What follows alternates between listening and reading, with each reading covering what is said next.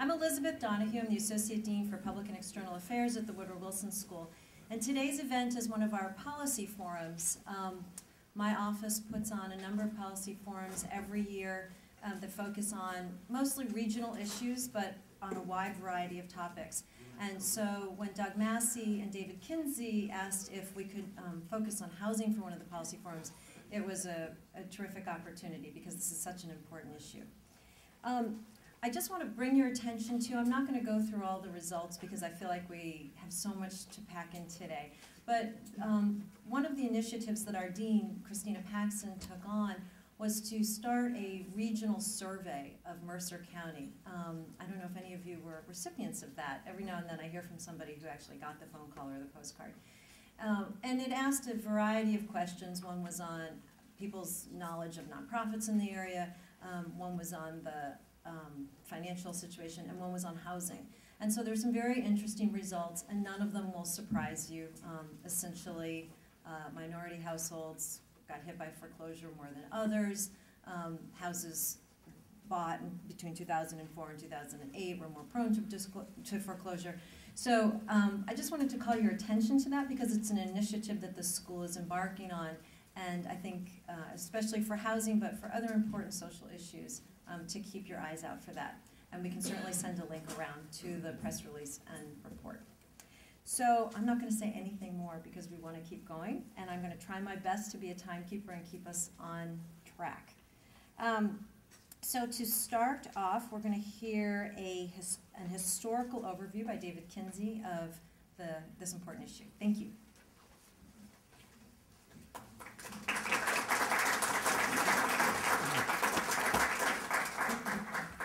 Good morning to many friends, colleagues, and people interested in affordable housing.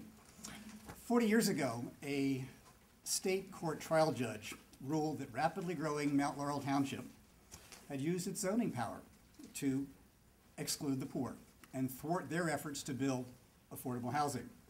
In 2000, 3 decades later, after litigation, planning, and construction, the first residents finally moved into Ethel Lawrence homes, the 140-unit townhouse rental affordable housing built in Mount Laurel Township as part of the remedy in this landmark civil rights, housing opportunity, and planning litigation.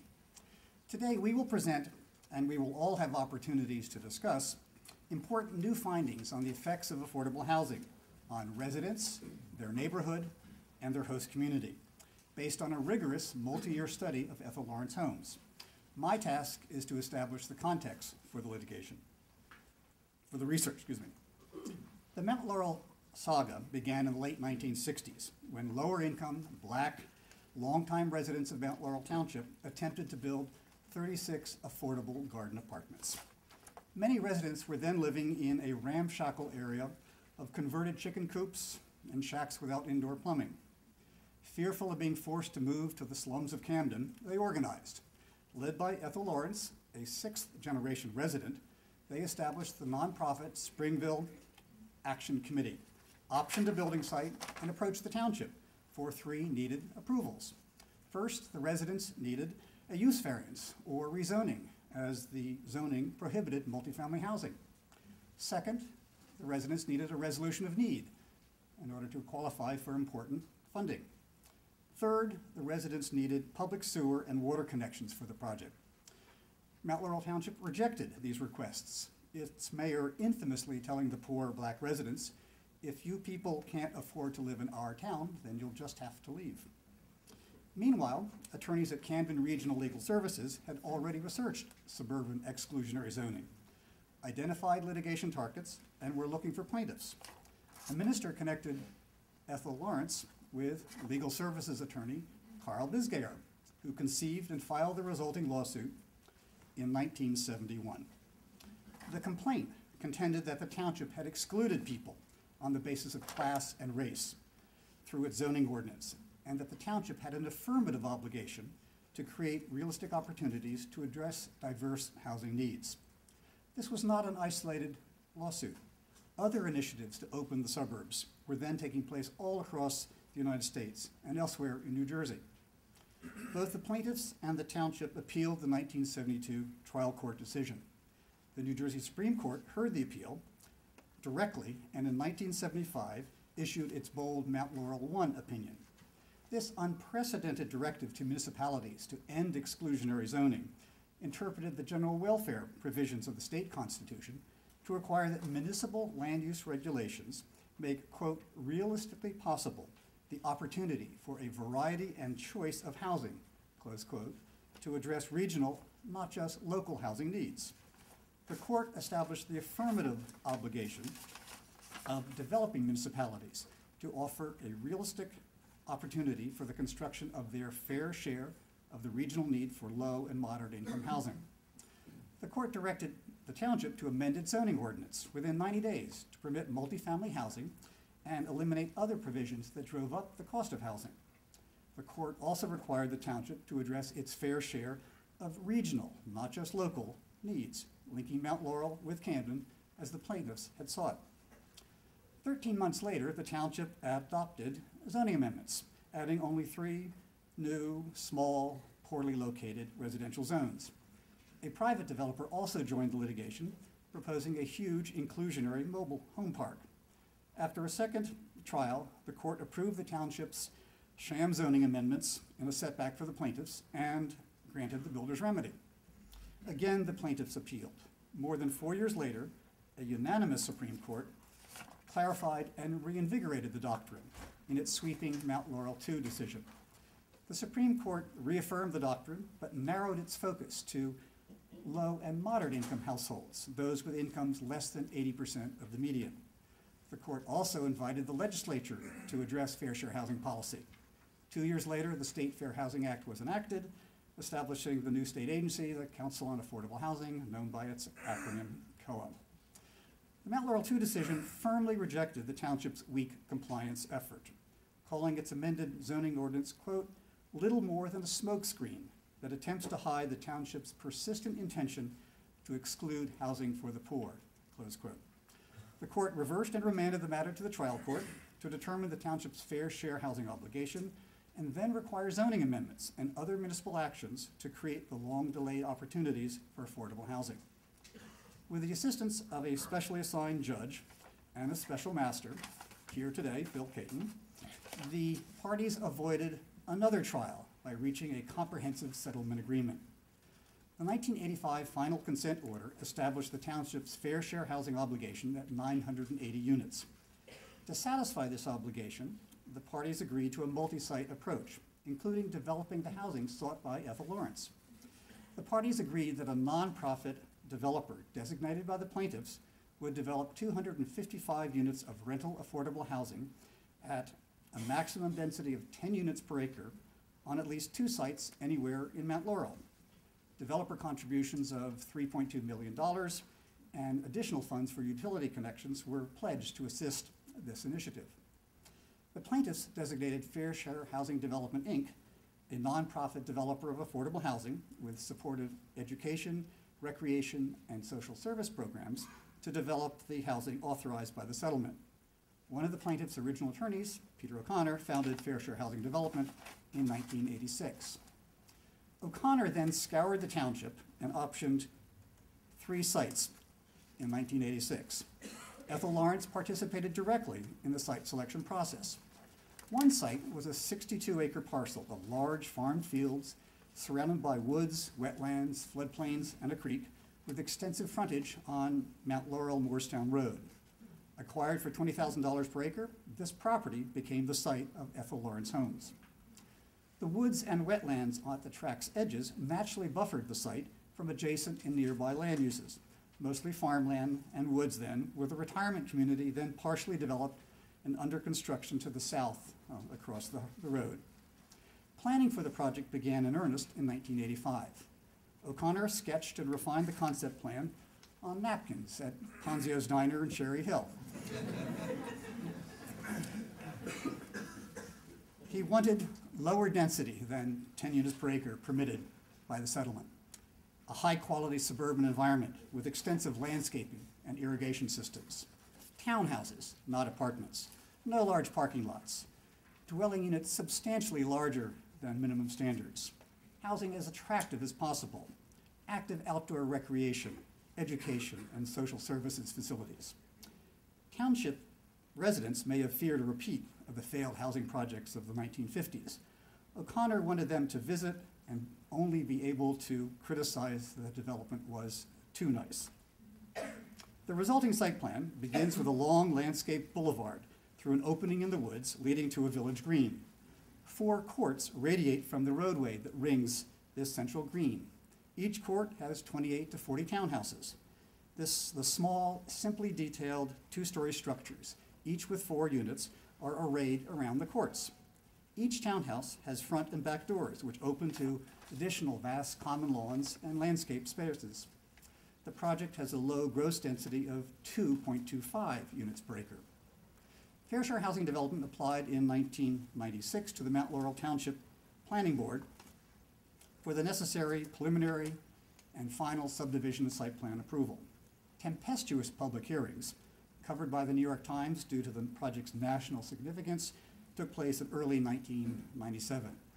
Carl Bisgaier and Len Albright will describe later this morning the issues raised by objectors in some detail. As the plans conformed to the zoning previously negotiated with the township and approved by the court, the planning board had little discretion and in April 1997 unanimously approved the project. Fair share housing development financed and funded Ethel Lawrence Homes and built it in 2 phases for about $26 million, or about $190,000 per unit.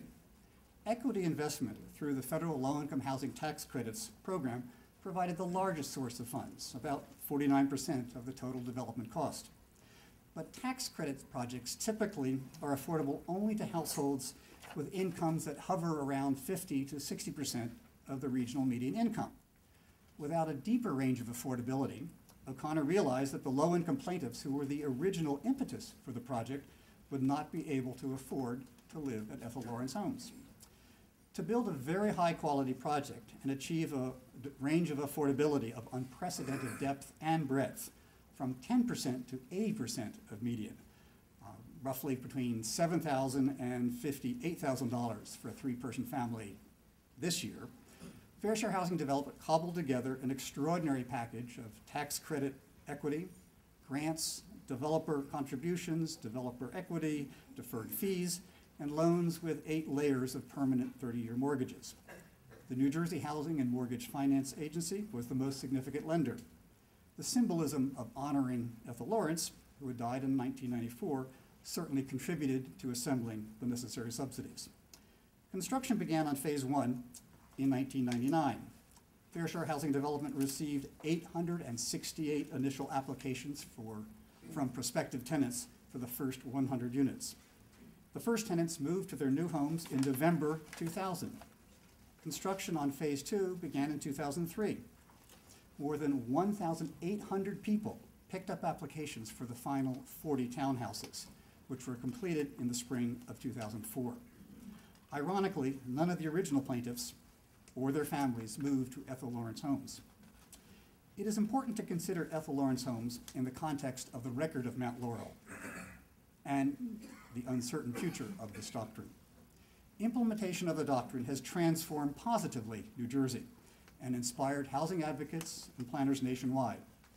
More affordable housing per capita per year has been built in New Jersey than in any other state, ahead of California and Massachusetts, even with the lost last decade plus of executive branch attempts to undermine the doctrine. Specifically, about 65,000 affordable housing units have been produced under the doctrine, but note that about 750,000 total housing units were built in New Jersey in the same period. 3 housing types account for most of this new affordable housing construction. 57% are units in 100% affordable housing developments, such as Ethel Lawrence Homes. 28% are affordable units in private sector inclusionary developments, and 12% are bedrooms in special needs and supportive housing.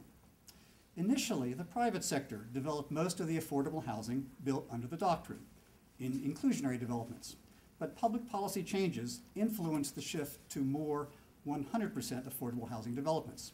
First, rental affordable housing ordinarily qualifies for bonus credits offered by COA, but at the cost of diluting the fair share housing obligation, as no one can live in a bonus credit. Subsidized senior rental affordable housing is welcomed by municipalities. 100% affordable housing developments avoid the market rate housing built in inclusionary developments and the associated public school and municipal service costs. The state provided financial assistance to municipalities to acquire sites. And the Federal Tax Reform Act of 1986, enacted 3 years after Mount Laurel II, created the Low-Income Housing Tax Credits program that, as allocated and administered in New Jersey, favors 100% affordable rental housing. The growing predominance of the 100% affordable housing model makes particularly important the findings we released today on 100% affordable Ethel Lawrence homes. As is well known, the Mount Laurel doctrine is now in limbo. For the first time in 4 decades, the governor of New Jersey is aggressively attempting to undo the doctrine and, in effect, return New Jersey to the era of exclusion, when working families, the poor, and people of color struggled to find decent, affordable housing and opportunity in many communities, even more than they struggle today. The current unsettled state of the Mount Laurel doctrine is unfortunately nothing new, except for very brief periods. The saga of the doctrine is a tale of struggle, frustration, and delay. But despite the obstacles, considerable affordable housing has been built. I hope that the positive story of Ethel Lawrence homes we present here today will contribute to nurturing a more supportive climate for the decent affordable housing that continues to be needed throughout New Jersey and the nation. Thank you.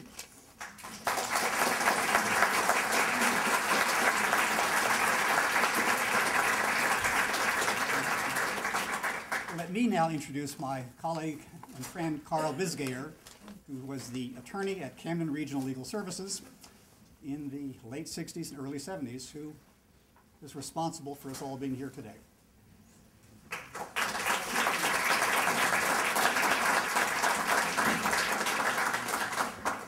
Thank you. We're gathered here today to assess the success of the Ethel Lawrence homes, 140 affordable units, which along with thousands of others, never would have been constructed were it not for the Mount Laurel doctrine. That success now is just the backdrop for the fact that the doctrine itself is paralyzed, facing its greatest political challenge. It suffers from a governmentally contrived, artificially induced 13-year coma as we wait for a definitive statement from the New Jersey Supreme Court ruling on COA's third-round regulations that was supposed to be adopted, in place, and functioning in 1999. Given the current threat, I mainly want to focus on an issue that has dogged the doctrine from the beginning, and that is the role of the judiciary, whether it's an appropriate forum to seek social change, and if so, can it be effective in accomplishing that change? For me, these questions are largely rhetorical. It's a debate engaged in by people who are predominantly white, predominantly well-to-do, and who themselves are politically enfranchised, and who actually have political options. For the poor and their advocates, the judiciary, by and large, is the only option. The Mount Laurel experience has taught us many lessons over the last 4 decades. First, we now know for a certainty that inclusionary and 100% affordable housing can be located throughout the state without creating social, economic, or political problems. Second, despite that definitively positive experience, absent significant exposure, public officials cannot be relied upon to voluntarily create housing opportunities for the poor. Third, the courts clearly are an effective forum to address these issues. In fact, there is now a general consensus among the attorneys representing both sides that the courts prove to be a more effective and better alternative to the Council on Affordable Housing, and many municipalities voluntarily avoid going to the Council on Affordable Housing and seek judicial declaratory relief for a review of their compliance plans. The judiciary is not making policy here, it's simply acting to assure compliance with the laws and the Constitution. This is not a debate about the abuse of judicial power. It's one of judicial integrity and a judiciary's commitment to perform its proper role under our Constitution. The fourth lesson is that it is clear, it's not a subject of argument, that when the court chooses to be definitive, chooses to apply appropriate remedies, they will assure compliance. And compliance occurs on a massive scale. The Mount Laurel litigation was brought by legal services lawyers, with an average experience of about 2 years, and who previously had been targeting Camden, New Jersey as the enemy. We attacked urban renewal projects, stopping them, highway construction, Interstate 676, stopping it, relocation plans, and the like. By 1971, we had brought Camden to a complete halt in the litigation and stopped the removal of low and moderate income families from their homes. But after all was said and done, and we had settled that litigation, the words of Mayor Angelo Ericetti kind of resonated in our heads, which was kind of like, big deal. We're such an easy target. What do you really think you've accomplished here? And we are really not your problem. It's hard to accept that reality, having been involved in that litigation, but after reflection, we realized that there was a major flaw in our effort. Nothing that the city could do possibly could address the problems of the low and moderate income households who were living there.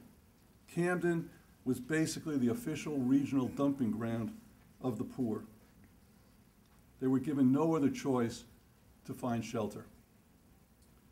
So we then turned our attention to the suburbs and committed ourselves to an effort to open them up, to provide shelter and indirectly educational opportunities for the poor throughout the metropolitan area.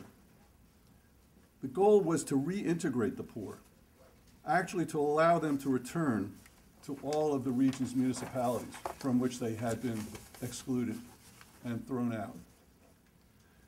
I want to digress here for a moment to talk about the approval process for the Ethel Lawrence homes, as something actually important did occur there. 25 years had elapsed from the institution of the Mount Laurel litigation to the public hearings on the application to develop the Ethel Lawrence homes. To give the devil his due, the truth is that once the litigation was settled, the board, its counsel, consultants, and staff actually handled the application with a high degree of professionalism. In effect, it was approved pretty quickly. The remarkable thing about the hearings wasn't the board. It was the nature of the opposition we encountered. We arrived at the municipal building for the hearings that first night, and the fire marshal, due to the enormous crowd that was present, had to move the hearings to the middle school, which itself was packed to the gills. Remarkably, the hundreds of objectors present were largely elderly, seriously elderly. I mean, literally, a man came in dragging an oxygen unit. And it was something I just basically couldn't stand, and went up to him and said, you have to go home. You're not really needed here. And without saying a word, he turned and left. But the hordes remained. I mean, during the hearing, we had to avoid stepping on people who were sitting in the aisles. And the evening was etched in stone for me when I felt somebody tugging on my leg and looked down into the face of an elderly woman, frail and struggling, who looked up at me and said, "You should be ashamed of yourself." the elderly had poured in from nearby age-restricted communities, not really because this was an application for affordable housing, and not really out of racial motives. They were there because we were bringing school children into the community, and we had the audacity of getting a payment in lieu of taxes agreement to minimize the tax payments that we would be making. They were just frightened. There were people on fixed incomes, and they were fearful of a tax increase as a result of this project. So here, we had the poor confronted by the elderly, fighting with each other because of the effects of a property tax law that neither group supported. Rather than coalescing to seek tax reform, they were in an ugly battle with each other. For me, it was symbolic of how difficult it is in the context of economic and racial discrimination to target the real adversary. For the elderly, that adversary is not the poor, and for the poor, it certainly isn't the elderly. The truth is that the adversary really does not have a face. It's a complicated product of a political and economic system that, for the most part, most of us in this room have a vested interest in maintaining. However naive we lawyers may have been in 1971 about the battle we were about to begin, we were aware of what we were up against: an entrenched political system which basically had disenfranchised our clients, a system based on political power, wealth, and connections, none of which our clients had. Fundamentally, they were being systematically uprooted from their homes and herded into urban pockets of poverty, characterized by economic and racial impaction, inadequate shelter, inadequate resources, and an unconstitutional education system. It helps to recall that this was a time when the nation was distancing itself from the uprisings and riots of the 1960s. The Vietnam War was distracting the nation from social issues. Richard Nixon was the president, and the 16-year tenure of the Warren Court, the Warren Supreme Court, had ended. It was clear that our clients had no political options, that the federal judicial option was soon to be gone, and so we focused on the state law, the state judiciary, and the state constitution. Strategically, we formulated a challenge into a simple question. Can government, which is proactively devising land use controls which would govern all of the land in the state of New Jersey, can the government ignore, if not intentionally discriminate, against the poor? Truthfully, the facts were unambiguous, and they were pretty easy to prove. I'm not being humble here. I'm telling you this was a cakewalk from a factual perspective. Unfortunately, as we did our legal research, we found that our legal position that we were seeking the trial court to adopt was best articulated in a dissenting opinion by Justice Frederick Hall.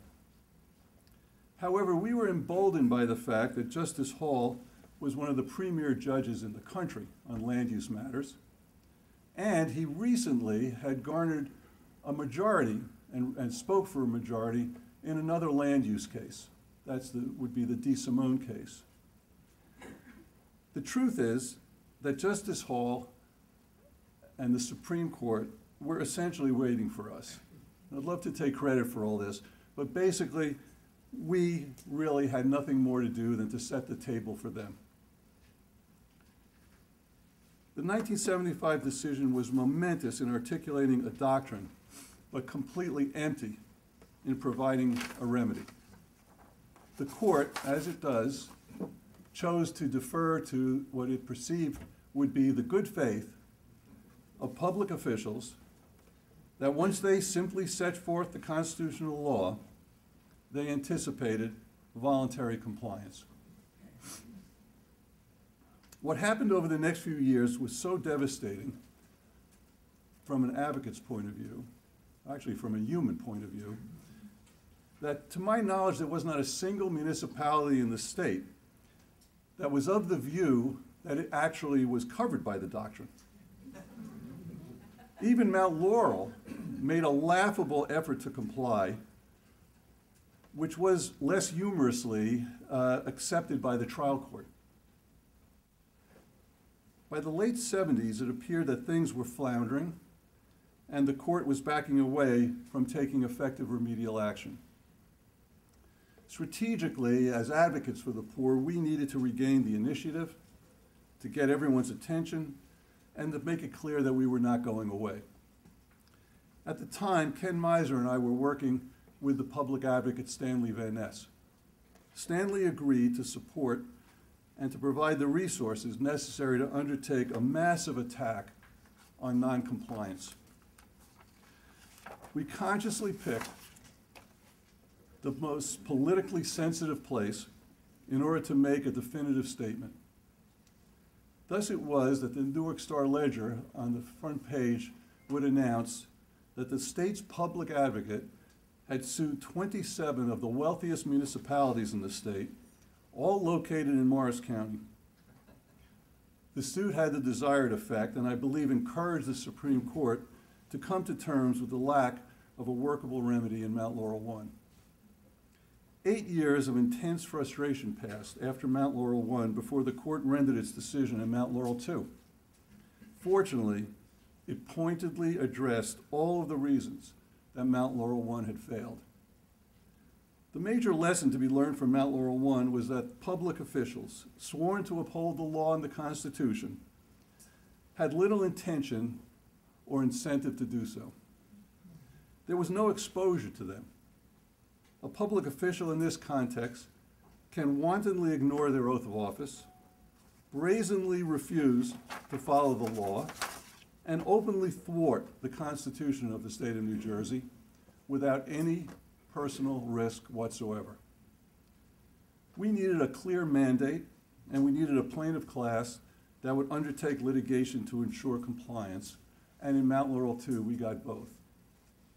When the decision was rendered, Stewie Hutt, the remarkable counsel to the Builders Association, opined that it would fail, as no builder would be willing to undertake the litigation and provide the inclusionary housing. Fortunately, Stewie was a much better lawyer than a prognosticator. Within 1 year, approximately 100 lawsuits had been filed as developers literally from all over the country came to New Jersey, embracing their role as surrogates for the poor, challenging municipal lack of compliance wherever they could find it, and which was everywhere, and seeking in turn builders' remedies. This tsunami of litigation had its desired effect, and within 1 year of that, the New Jersey legislature adopted the Fair Housing Act, a bill that had been kicking around without much sponsorship for over a decade, adopted in 1 year. Significantly, once the act was adopted, I know I'm going to probably get some feedback on this, but the truth is, once COA began operating, a kind of separate peace occurred, a kind of truce, really, between the advocates for the poor and the representatives of the municipalities. I'm not suggesting that it was a bed of roses, but for over a decade, the doctrine and its implementation worked well enough. Compliance in one form or another actually was occurring on a large scale. This all came to an abrupt end, not from a conservative Republican administration, as one might have expected. We actually survived a couple of those. It came to an end during the tenure of two Democratic governors, McGreevey and Corzine. For whatever reason, they allowed their underlings to undertake an historic strategy of obfuscation and delay, so that when the second round ended in 1999, third round rules simply were not adopted. Then, when required to by the appellate division, they were adopted. Clearly unconstitutional regulations. Then they were essentially redrawn and readopted when the appellate division determined that those first set of regs were unconstitutional. Now we are waiting for the Supreme Court, 13 years later, hopefully, will come down with a decision clarifying whether the third round rules or what the third are legal and whether they should be used. You might wonder, how is it possible that 13 years could go by in this context and nothing happened? Certainly it's not the work of our current governor, who has done little to worsen the mess created by McGreevey and Corzine. It's not the legislature or municipal officials who are to blame. We really did not, should not, never did expect much from them at all. In fact, the Mount Laurel Doctrine itself is a product and a recognition of the fact that those public officials are not going to act unless they're forced to. The real problem, ironically, is the judiciary. Clearly, the biggest risk to the implementation of the Mount Laurel Doctrine is a failure of judicial nerve. We have learned that the Constitution can be protected by the court and that judges are capable of instituting appropriate remedies, but only if they want to. For the last decade, they have eschewed doing so. And the result is apparent.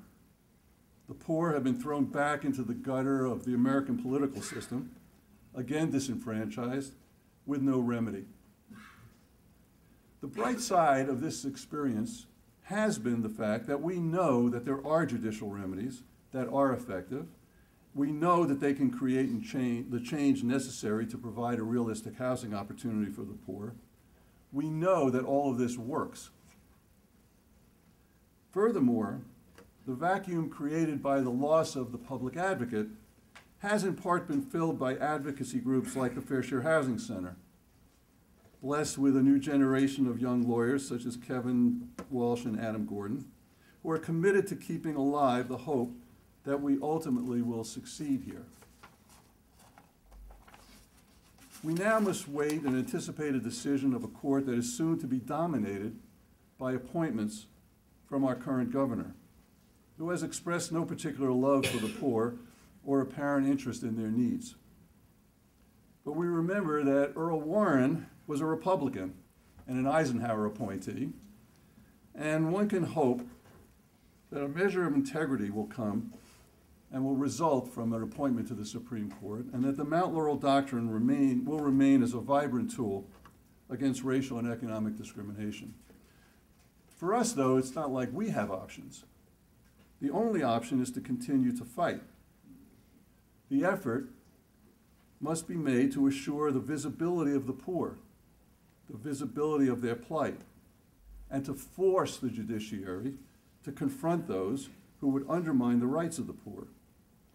Whether the judges do so or not is their prerogative, but our obligation is to make sure they have to do that choice, that they have to choose.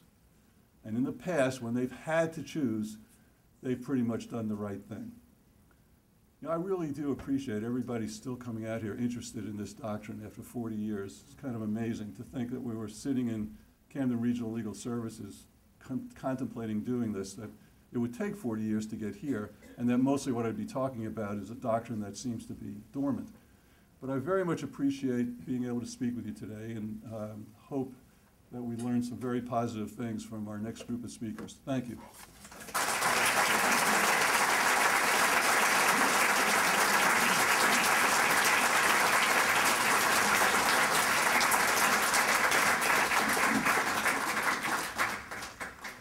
In the interest of time, I think we'll keep on moving here. Feel free to excuse yourself quietly around the corner of the bathrooms, and there's coffee outside. You've just heard an excellent presentation of the legal, humanitarian, and moral issues and political issues involved in the construction of the Ethel Lawrence homes. I'm a social scientist, and my career as an academic really brackets the Ethel Lawrence homes and the Mount Laurel decision. I came to Princeton, the great state of New Jersey, in 1975 as a graduate student, and left in 1979, having finished my Ph.D. and done a postdoctoral fellowship here for a year. I came back to Princeton in 2003 as a member of the faculty. And so my entry into the graduate program corresponds to the Mount Laurel I decision, and my return to the faculty many years later corresponds to the final settlement of the last 40 units in the Ethel Lawrence homes.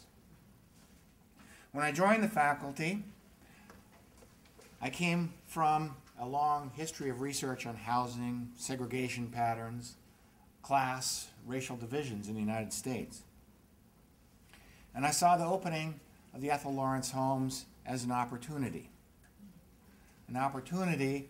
to bring some hard logic, hard analysis, and facts to what had been a very emotional debate that proceeded pretty much without any information. I'm a great believer and supporter of Daniel Patrick Moynihan, who once said that we're all entitled to our own opinions, but not our own facts. My job as a social scientist, no matter what my personal beliefs are, my job is to establish the facts and to support them empirically and logically. What I want to do, before I introduce my colleagues in this effort, is to set the analytic stage and talk about the study that we did, the Monitoring Mount Laurel study, which was supported by a grant from the John D. and Catherine T. MacArthur Foundation, and was intended to provide a systematic evaluation of the effect of the Ethel Lawrence homes on the community of Mount Laurel, on the surrounding neighborhoods, and the effect that it had on the lives of the people who were able to move into an affordable housing complex in an advantaged and affluent suburb and trade up from the neighborhoods they had inhabited beforehand. This, of course, is very interesting to a lot of different people and a lot of different interests. The famous real estate adage, there are three things important about real estate: location, location, location. The first chapter in the book that we have produced based on this research is called Location Cubed. And that's because neighborhoods are very important. Everyone knows this on a practical sense. Residential mobility in the United States has been part and parcel of social mobility.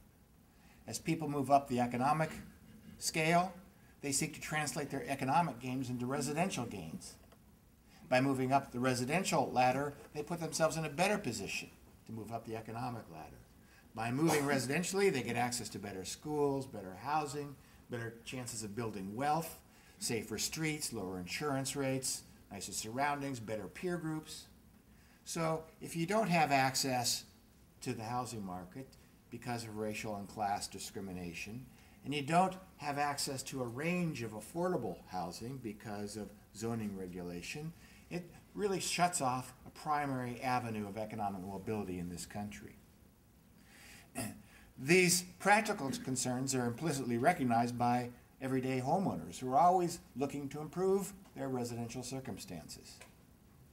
You don't have to employ social scientific theory to convince the average citizen that residence is important. It acquired great theoretical importance in the 1990s during the underclass debate in the United States. It became extremely central to social scientific debates as well as practical debates. In the 1970s and 1980s, there was a proliferation of survey data in social science. And everybody was analyzing what's happening to the poor and the affluent and how people had mobility strategies, but it was all occurring out there in the ether, not connected to anything in real space. People always inhabit space. Social interactions, social processes always occur in space. Unless you take the space into account, you do not get a complete picture of what's happening. The well-known sociologist and my former colleague and friend William Julius Wilson, now at Harvard, then at the University of Chicago, brought neighborhoods back into the discussion of poverty and inequality and social mobility with the publication of his book, The Truly Disadvantaged, in 1987. And that put neighborhoods back on the social scientific map. And of course, it put neighborhoods back on the public policy map as well. Because if poverty and a lack of opportunity and the reproduction of social inequality could not be remedied by individual methods, but need to take spatial configurations into account, different tools would have to be employed in the political realm. Neighborhoods then have effects. They have effects on adults that lived in them. They have effects on the children that inhabit them. And of course, neighborhoods have what economists call externalities. What happens in one neighborhood affects the neighborhoods that surround it. So they're all linked together in a mosaic in space. The Monitoring Mount Laurel study presented us with a unique opportunity to get at these practical, political, social, and theoretical issues because of the way it unfolded in time. It was a long time in developing. It happened at a short period of time between 2000 and 2003. It was inhabited, and then there was a period of observation afterwards. This, in the trade, is what's called it leads to a quasi-experimental design, and in particular, a multiple time series design. You can look at what happened, look at conditions in the surrounding neighborhoods and surrounding townships before Mount Laurel, before Ethel Lawrence, and after Ethel Lawrence, and observe differences to get a handle on what the effect of building Ethel Lawrence was. It also offered us, because of the way Ethel Lawrence was populated, another quasi-experimental opportunity to set up what's called a post-test only static group comparison, which is a fancy name for saying it gave us a group to look at that got an experimental treatment, in this case, the opportunity to move into Ethel Lawrence homes, and to come up with a control group, a very similar, a comparable comparison group, so which we could compare experiences to see what the effect of moving into the housing development was. To collect the data necessary to carry out these two quasi-experimental studies, we turned to a variety of public records. We launched and undertook our own survey, detailed survey of Ethel Lawrence home residents, ELH residents, and non-residents. We also undertook a special survey of people living in surrounding neighborhoods. And we employed a qualitative approach to do in-depth interviews with residents, non-residents, neighbors, and stakeholders throughout Mount Laurel. Just to give you, run you through the basics of a multiple time series experiment is that, as you see, the basics are you have time, and you have an outcome like the crime rate, which was something of concern to everyone in the debate, was often mentioned in the debate, as Len will tell us. And then you have trends, and you have an event. That's the experimental treatment. There's an event that happens. ELH opens around 2001, 2003, right in there.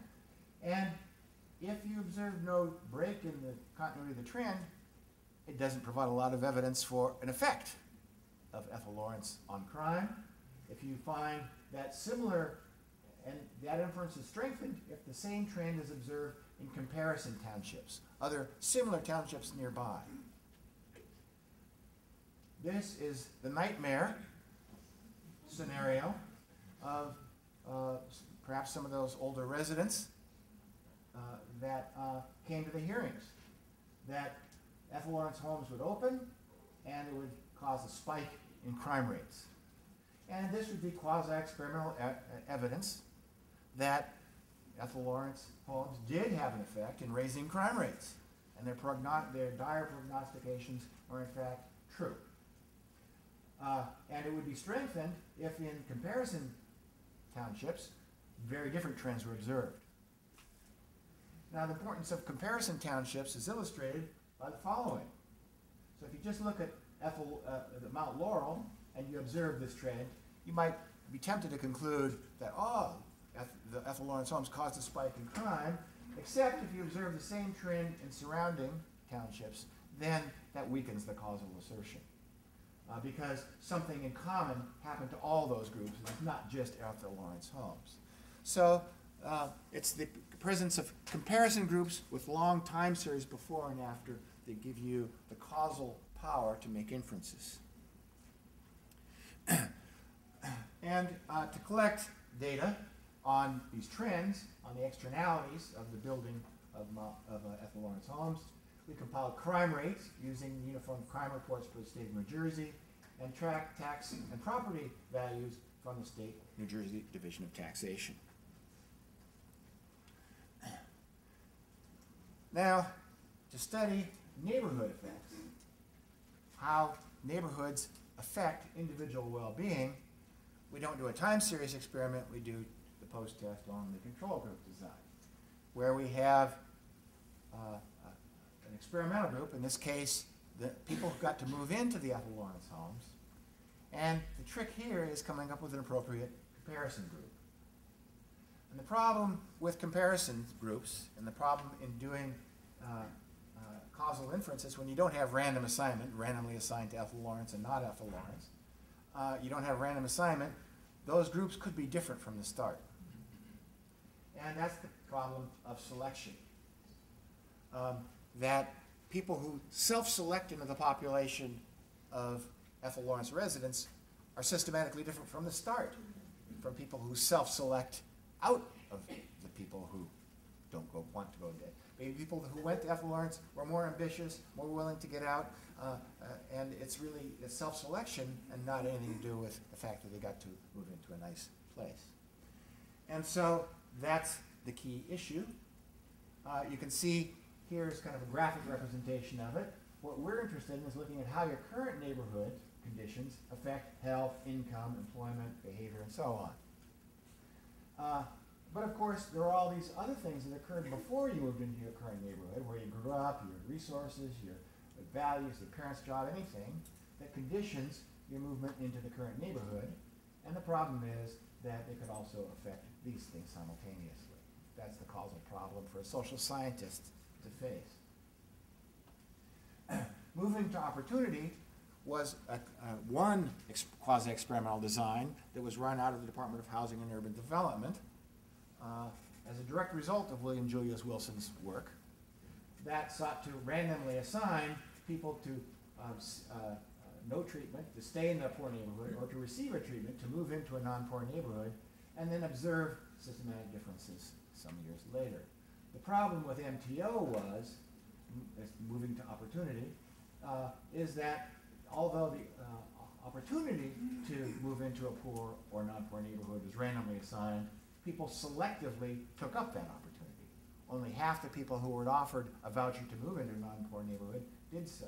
And then after the fact, there was selective mobility after 1 year back to poor neighborhoods. So it was a noble attempt, but it had a lot of systematic flaws and didn't produce very strong neighborhood effects. And from this, many social scientists began to conclude, well, neighborhoods don't matter, which flies in the face of what most of us actually believe in our daily practice. The Monitoring Mount Laurel study, which we organized, basically took advantage of the fact that these units were advertised widely and allocated on the basis of a first-come, first-serve system, where people come in, present their applications in person to the Fair Share Housing, and put their names on a waiting list. And we have access, we were granted access, thanks to the cooperation of Fair Share Housing, we were granted access to all the information on the application form, and we knew the rank order in which they'd applied.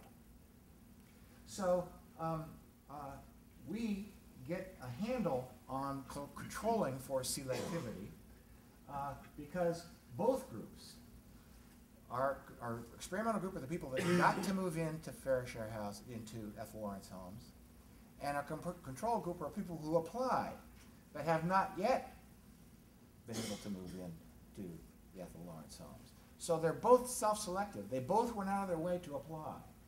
So the self-selection of people into the population of persons who want to move into an affordable housing project, that's not a difference. Moreover, to build even a greater degree of comparability into our comparison group, we employed a relatively new statistical technique that has been developed in social science called propensity score matching. And basically, what we do here is we take all the information that we have on the application forms, and we estimate a statistical model from this, giving, based on all this information, including your rank on the first come, first served list, your probability of being admitted to Ethel Lawrence homes. Then we take people who are in Ethel Lawrence homes, and we match them as close as we possibly can to the probabilities of people still on the waiting list that they will at some point get in Ethel Lawrence homes. So we're matching people of very, very similar characteristics. And that is the nature of the quasi-experimental design. It's not truly experimental because we don't randomly assign people to Ethel Lawrence and non-Ethel Lawrence. But it's quasi-experimental because one of the main sources of selectivity bias is controlled. They're both self-selected populations. And we have done everything possible using information on the application form, which is what is actually used to admit people ultimately into Ethel Lawrence, to further equalize the two comparisons. And so just to run through the data collection, we sought to interview everybody who had ever lived in the Ethel Lawrence homes. And we ended up interviewing of 138 people that were in units. There were a couple vacancies at that point. We interviewed 111 for 84%. 15 people had previously lived there and moved out. We tracked down 5 of them. And so we end up with a total sample of 116 residents. Among non-residents, we interviewed 108 out of 350 contacts, obviously a much lower response rate, and we were concerned that this might build in some kind of selectivity. So we went and looked, and really it's not much so much refusals, it's just that we lost track. The only contact information we had was what they left on the waiting list. And so they move and they change, and we had trouble finding them. So we end up with 2 groups, all residents, and our comparison group, our control group, of non-residents, people who've applied but have not been admitted for whatever reason yet. And this just runs down all the information that we have on the people from the application form. And this is what we built into our propensity score matching model. So in essence, we're controlling for these predetermined characteristics: their position on the waiting list, the number of bedrooms they wanted, whether they had family members, female, relationship status, age, whether they have children, their income. We imputed income for some missing cases, and the neighborhood where they came from, and their reasons for applying. So we're holding all this stuff constant in our comparisons. And now I've set the stage. I wrote the grant proposal, orchestrated this, chaired it. But all the work was really carried out by my colleagues. And first, Len Albright will talk about the qualitative research that he did on Mount Laurel to get at some of the issues that people were worried about to begin with, and how the Mount Laurel development played out, was developed in practice. Then Liz Derickson will go through and look at the effects of the Ethel Lawrence homes on the neighborhood, looking at how it affected things like crime rates, property values, and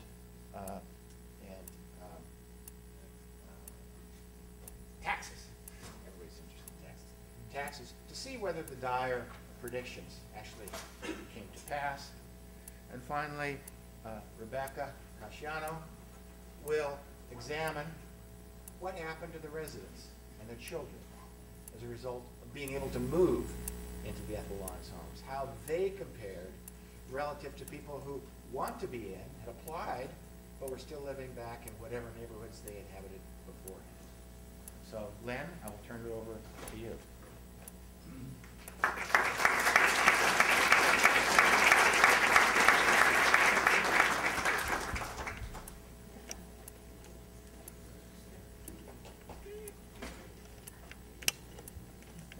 Well, thanks, Doug, and thank you to everyone for your attendance this morning. My name is Len Albright, and I'm a postdoctoral research associate at the Office of Population Research here at Princeton. I was the primary qualitative researcher on the project, conducting interviews in people's homes and in their offices.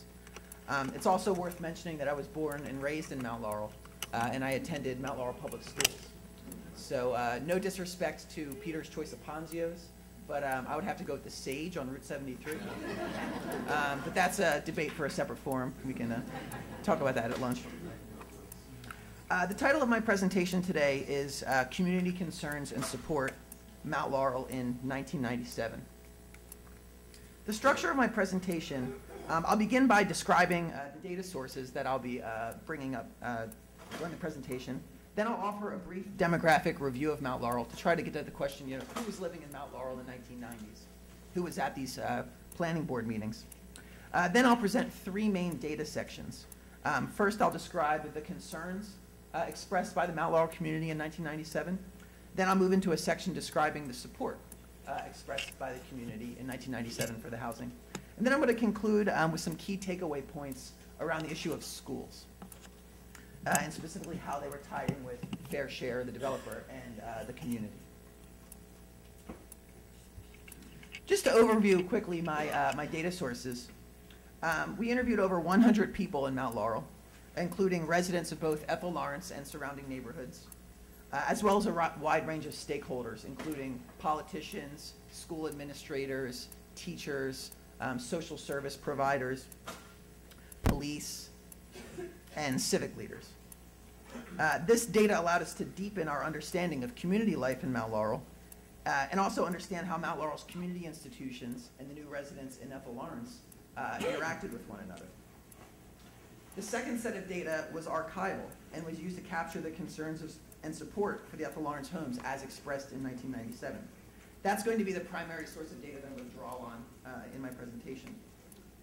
The primary source of data were transcripts from these three planning board hearings held in 1997 to discuss the site planning and subdivision approval of the Ethel Lawrence homes. As Carl described, these were packed house meetings. Many people didn't have seats. Many people were waiting outside. These meetings were also very, very hot. As I've heard, the air conditioner was broken during one of the meetings, and people were sweating. It was just a really hot and a really tense environment. I'm sure many of you are familiar with the climate of these types of meetings, as a heated environment is usually par for the course when subsidized housing is on the agenda. So cooler temperatures are prevailing here this morning, but I think it's important that we surface some of these concerns and the support that were expressed in 1997 to give context to the questions that Liz and Rebecca are going to address. What was the impact of Ethel Lawrence on the community, and what was the impact of Ethel Lawrence on the residents themselves? So I'm going to try to raise the temperature in here a little bit, just a little bit, to try to bring back a bit of that context from 1997. First, I'm going to look at some of the demographic information to get a sense of who was at these meetings, who made up this town in the late 90s. So just to review the demographics of Mount Laurel as of 2000, this is 2000 census data. There are around 40,000 people in Mount Laurel, 87% of which were white, 7% African American, 4% Asian, and 2% Latino. Median household income, almost $64,000, compared to a median household income in the United States of almost $42,000. So middle class, kind of a notch above middle class. 42% of adults held a college degree, and 84% of the homes were owner-occupied housing. So the typical Mount Laurel resident was a kind of middle-class white person living in a home that they occupied. The built environment of Mount Laurel was a planned unit development, series of planned unit developments with an auto infrastructure. There's no main street in Mount Laurel. The joke about Mount Laurel is that you don't realize that you've driven through Mount Laurel until you see the sign that says "Welcome to Evesham." But no disrespect to Mount Laurel, of course. I'm just going to show a few maps. People love maps, and I think these kind of give a sense of the income and racial patterns in South Jersey.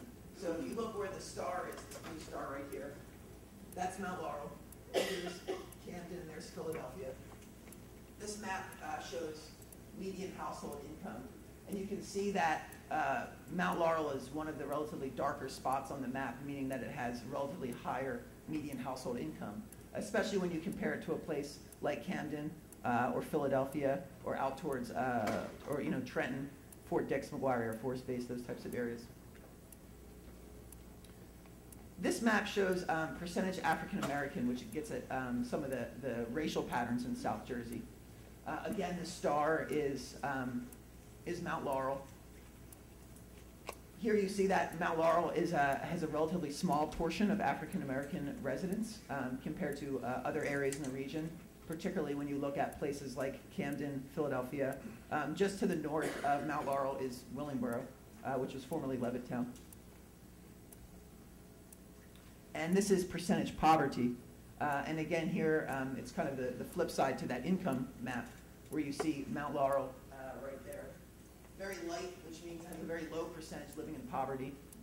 Mount Laurel is surrounded by another a group of municipalities that also have a very low percentage of living in poverty. And then again, you compare that to the more urbanized areas, Camden, Philadelphia, Trenton, and they have a much higher percentage living in poverty. So the first of my three main data sections is going to be looking at community concern expressed at these kind of hot, tense planning board meetings in 1997. So the township held 3 open planning board hearing meetings to discuss Fair Share's application to move forward with site construction.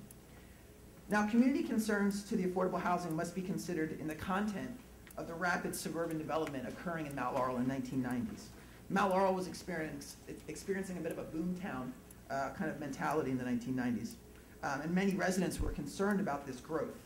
New subdivisions were coming online almost monthly, and places like the schools were really struggling with how to deal with this growing population. Traffic was also increasing, schools were becoming overcrowded, and open space was being turned into large single-family homes. So there was a lot of concern kind of among the general Mount Laurel population about the shape of this development. But much of the concern was directed specifically at objections to subsidized housing. So I'm going to review 4 main categories of concerns expressed by community members at these meetings. And I'm going to use a lot of quotations because I think they really kind of set the stage for how people felt at these meetings. So the first was a concern around urban problems and their impact on the suburban way of life. Here the concern was based on an association of people who inhabit cities with the problems that are popularly associated with cities, such as high crime rates, poverty, and poor school quality. The idea was that if people moved from cities into Mount Laurel, that urban problems would be soon to follow. Now, residents would express their concern by comparing Mount Laurel to nearby cities. So at one of these planning board meetings, a resident stated, "We don't want this town to become another Camden." A second concern with urban problems by residents was around Mount Laurel's perceived inability to deal with any type of rise in urban problems such as crime. And here residents would say something like, "Our suburban police force is in no way equipped to deal with urban crime," kind of assuming that urban crime was in some way, qualitatively different than suburban crime. To me, crime's crime. The second set of concerns was based on a perceived association of problems related to low-income people or people who receive social service assistance, or that low-income people are in some way morally defective. Here it was common for public perceptions, stereotypes, and prejudice of the poor and those utilizing public assistance to inform people's understandings of the potential impact of affordable housing. So here the notion is that the presence of additional low-income families would in some way erode the moral fiber or fabric of community and disrupt a middle-class way of life. So one resident stated in one of these hot, tense meetings, "It would be lovely to think that all of the folks moving into Fair Share will be model citizens. I know Fair Share shares this hope. We always feel this way, but the experience with other types of developments tells us this may not be so." A second concern was that residents did not work hard to be able to buy into a middle-class lifestyle. Now, in sociology lingo, this term is called spatial liberty. The concept that economic mobility is linked to geographic mobility. So you work hard, you make more money, it enables you to buy a nicer house in a nicer neighborhood. So objections having to do with spatial liberty went something like this. One resident stated, "I worked hard to have the right to live in Mount Laurel. Why do they get to live here and have it be subsidized when I have to keep working to have enough money to keep living here?" Now, a third set of concerns was based on a public's negative perception of just subsidized housing in general. Now, this concern was based on a particular perception that the management of subsidized housing was ineffective, and this was particularly based on experiences or perceptions of large-scale urban projects. So here it was common for people to utilize references or comparisons to failed urban large-scale projects.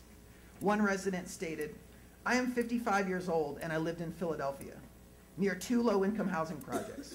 And during the 15 years that I lived there as a child, those 2 projects were razed to the ground, and eventually they became slums. I haven't seen one project yet that is successful. I have only seen ones that are not." Another resident stood before the hearing and said, "I went to law school in Newark. We had a wall of low-income and moderate-income projects that within 10 years went into such disrepair that they all had to be boarded up and eventually were torn down. I would hate for the same thing to happen to our fair town of Mount Laurel." Here also was concern expressed about the potential for subsidized housing to stigmatize its residents or stigmatize the town and thus bring down property values. An attorney representing a nearby subdivision stated at the hearing, "The majority of the citizenry will look upon a development with the name Ethel R. Lawrence Homes as a low-income housing project, and it will be like painting a bold P for poverty on the tenants' foreheads. We want the children there to become the best they can be and not be ostracized on this low-income plantation of poverty." A final set of community concerns was based on the site plan and critique of the program model. Here the idea was based on perceptions that the fundamental assumptions of how this site would work were incorrect, and therefore that the integration of these families would not be successful. A resident from one of the neighboring subdivisions wrote a letter to the editor of the Burlington County Times that said, quote, "The outrageous idea of creating a 100% low-income neighborhood is simply not desired anymore, since towns opt instead for set-asides, enabling better integration and socialization with other residents." Another resident stated, "Low-income residents can't afford cars, and there is no public transportation near the site. They will be all dressed up with no place to go. Our low-income neighbors will be stranded. On that basis alone, it's the wrong site." So that gives you a kind of a flavor of the types of concerns that were expressed at these meetings. The flip side to that was that there was also a great deal of support expressed in favor of subsidized housing at these meetings. And I'm going to go over 4 categories of this support. The public hearings drew statements of support from residents as well as representatives from organizations who had worked on the initial Mount Laurel litigation, such as the county chapter of the NAACP. The first main category of support was around social justice. Here, support was based on a claim that there was some type of wrong committed in the past, and that this housing was a remedy to that issue, or that the housing represents the output of a past material and political struggle. So here people would invoke history and they'd say, you know, it was wrong that in the 1970s, the residents of Springville could not build these units to, provide, decent, affordable housing for their families. And we are righting this wrong by building these homes. A resident using this kind of logic stated, some of these people have been here for 70 and 80 years, some of them 100 years with family. How can someone come into this particular area where people have been living all these years, and some of them, from what I've been hearing, have only been here maybe 10 years, 15 years? They are new people, so let's be realistic here. Another resident stated, this wasn't something that was entered into to force down or ram down anyone's throats. This has been going on for over 25 years. And I'm sorry for anyone who did not have the wherewithal to know that they were moving into a community where this was coming. Now, a second set of community concern was around the idea that there was a real need for this in Mount Laurel and in the region. One resident of Mount Laurel, whose family had lived in Mount Laurel for 3 generations, said she was excited about the opportunity to move out of her parents' overcrowded house and into an affordable place of her own. At the time, she was also a student teacher in one of the Mount Laurel public schools.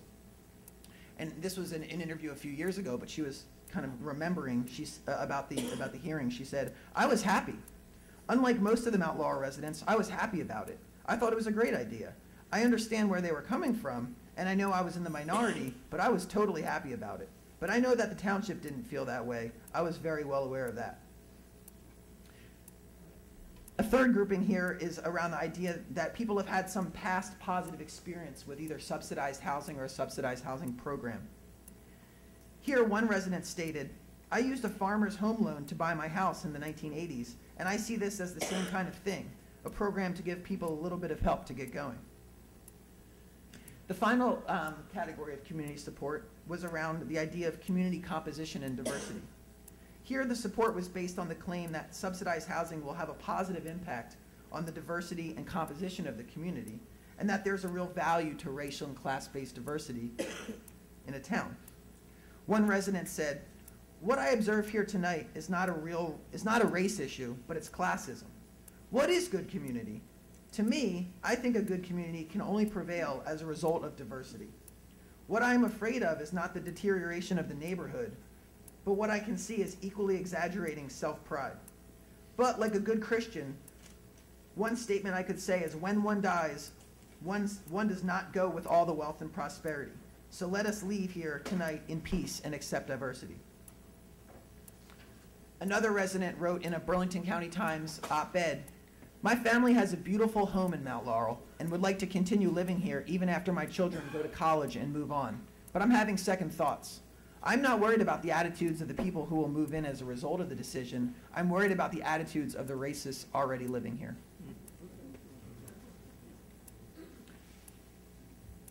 So just moving to kind of my third and final section, and then I'll conclude and introduce Liz and Rebecca. I want to make a few points looking specifically at the issue of schools in the suburbs. So in addition, here I'm going to focus particularly on the relationship between schools, fair share, and the community, in part because there's an increased policy focus now on relationships between housing and educational opportunities. So looking first at the idea of the school district and its connections to the developer, a key point is that there was a very active engagement between the school district and fair share, both before and after Ethel Lawrence came online. The Mount Laurel School District was in regular communication with Fair Share Housing prior to construction. As early as 1996, representatives from the school district and Fair Share met to discuss the housing.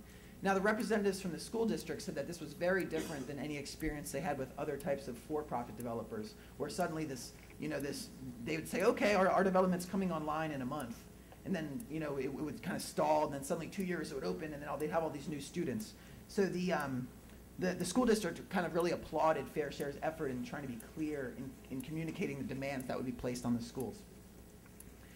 During the planning and construction phase, Fair Share had a staff member in place whose job it was to liaise with the school district and the schools. Now, the management attempted to provide as much information as possible about the history of the project, their construction timeline, as well as information on the units and the anticipated number and age breakdown of children. Fair Share also sought the district's feedback on issues such as the construction of bus shelters for the children. The school district circulated this information internally, as well as information on the anticipated costs to the townships and district and the proposed resources that would be available to the complex. Now, it should be noted, and there's actually some kind of photos of some of the kids over there on one of the easels. Once Fair Share came online, Fair Share built an on-site homework club and has a full-time on-site education coordinator to provide curriculum support. The coordinator also plays a major liaison role between the parents in Ethel Lawrence and the teachers, counselors, and school administrators in the district. Cindy Haas, who is here today, serves both of those roles at Ethel Lawrence. She works incredibly hard. She basically does 2 jobs at once. The take-home point being that there's a real need for this type of liaison in the community. A person who can both advocate for the new parents, but who can also be a conduit of information from the school district back to the parents. And this is a person that the parents really trust. A second take-home point is the idea of school and community connections. And I just want to highlight the demands that were placed on the school district when the subsidized housing came online and the types of roles that the district ended up playing. One of the first roles was information dissemination. Again, I'd mentioned Mount Laurel doesn't really have it downtown. There's kind of a lack of a real sense of community. So the school district ends up playing a lot of this kind of facilitative and convening role. So people would come to the school district and ask all types of questions about Ethel Lawrence. You know, what's the deal with Ethel Lawrence? Who's moving in? So the school district really had to be prepared to answer these questions.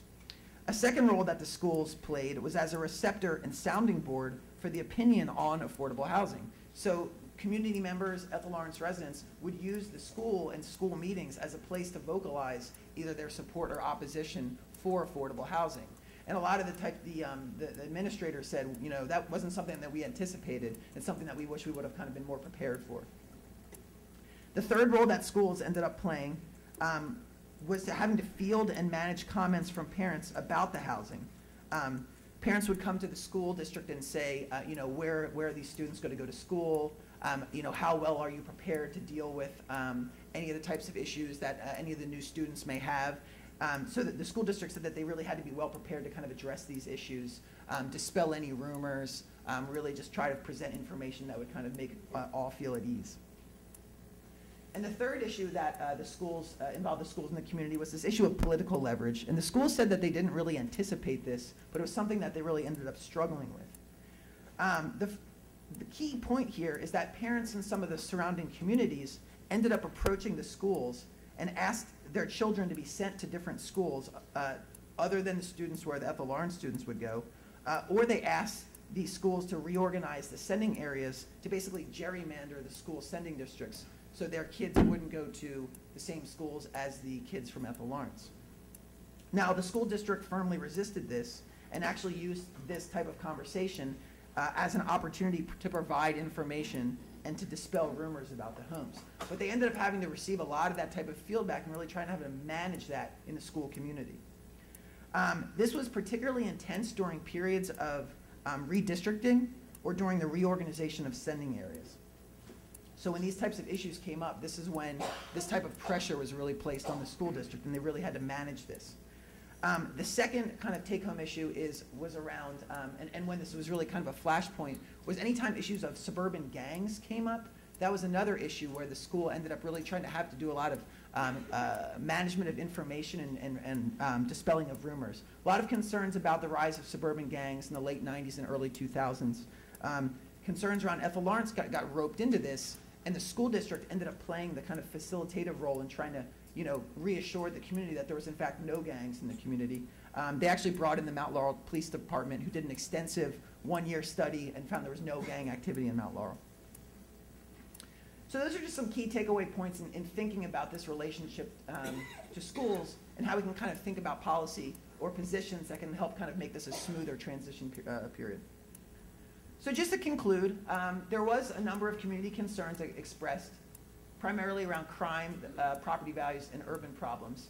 And Liz Derickson is going to present next the data in which we evaluated, you know, did any of these concerns actually come true?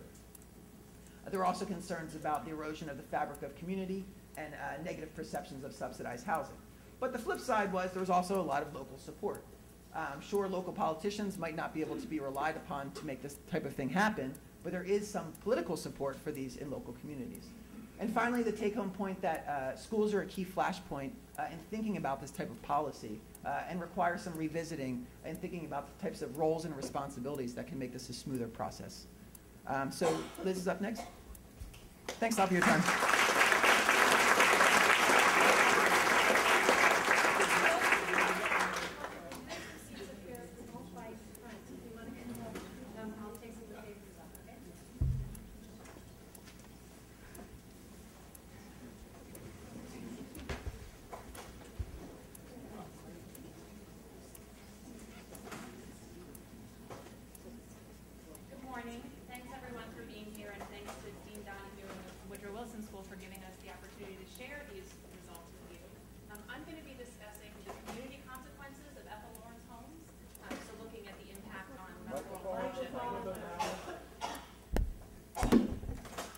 Looking at the, can you hear me now? Terrific.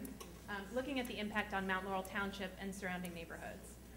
And I'd like to start again with a quote from these tempestuous hearings, which I think captures some of the fear that was held in anticipation of this housing development. As one Mount Laurel resident said, testifying at the planning board meeting in 1997, "I would like to stay in Mount Laurel and continue to live at my present address without the fear that my property values are going to deteriorate, my environment will not undergo a writable change, and I will not have to begin to fear living in that location." So it's with those concerns in mind that we try to address an empirical question, a research question. What are the community level consequences of a suburban affordable housing development? And in this case, I'll be describing the outcomes with respect to crime, property values, and property taxes. And as we've heard a lot about today already, these are important questions on many fronts. They're important for the individuals and families who move into affordable housing. They're important for the individuals and families in the surrounding community. They're important for community institutions like police departments and schools. They're important for policymakers who are trying to address dilemmas of both affordable housing and poverty policy more broadly. And they're important questions for sociologists who are concerned with the effects of neighborhoods. So the data we're using, Doug has already described. It's annual measures of crime. These are index crimes that are reported to the FBI, primarily nonviolent crimes like theft, but also including a small number of violent crimes like homicide, rape, and aggravated assault. And then there are also annual measures on property values and taxes. So here, again, we're looking at the before and the after. So what was happening in Mount Laurel Township before the opening of Ethel Lawrence homes and after. We'll be looking at Mount Laurel in 3 comparison townships. So we selected 3 comparison townships that are nearby, have similar demographic characteristics, so approximately 90% white, and have a comparable income level of approximately $60,000 a year median household income, but that did not have similarly developed 100% affordable housing developments during the time period of the study. So those 3 townships are Cinnaminson, Cherry Hill, and Evesham. And in a moment I'll show you a map, although many of you, I'm sure, are familiar with the geography of the area. Again, this is a time series control group experiment where we'll be looking at Mount Laurel first to see what happened there, but also comparing those outcomes to similar townships as an additional check. So this map is similar to that which Len showed earlier. It shows the geography of income or poverty in the region. And you see the darker green regions are the higher income households with a median household income of over $60,000 a year. Ethel Lawrence Homes is marked with a star, and there's Mount Laurel Township.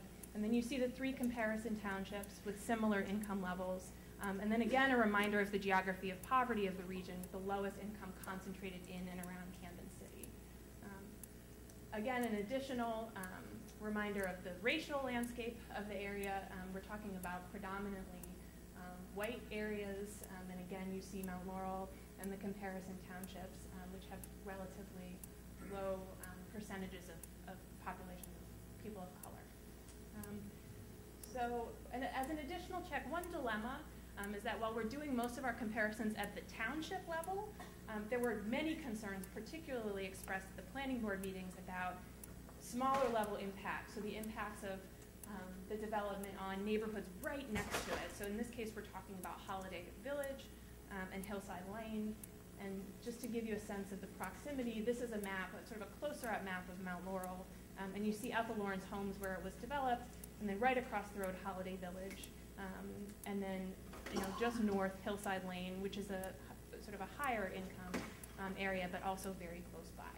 So when we're looking at property values, we'll also look at the neighborhood level. So to move to the question at hand, this is the crime pattern before the opening of Mount Laurel. So what we see, this sort of demarks in time when the housing development opened its doors. And what do we see here? We see sort of slow decline in crime over time.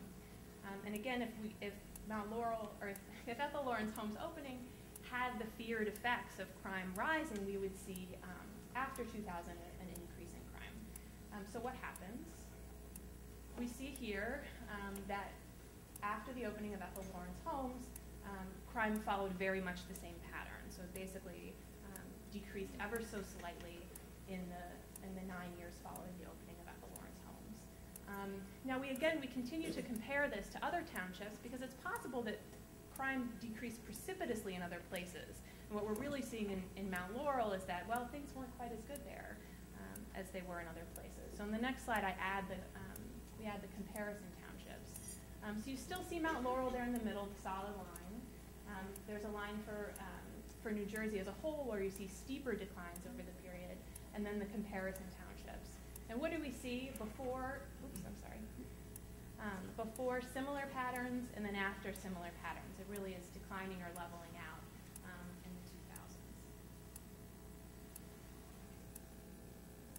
So next we move to property values, another fear with respect to the opening of the affordable housing development.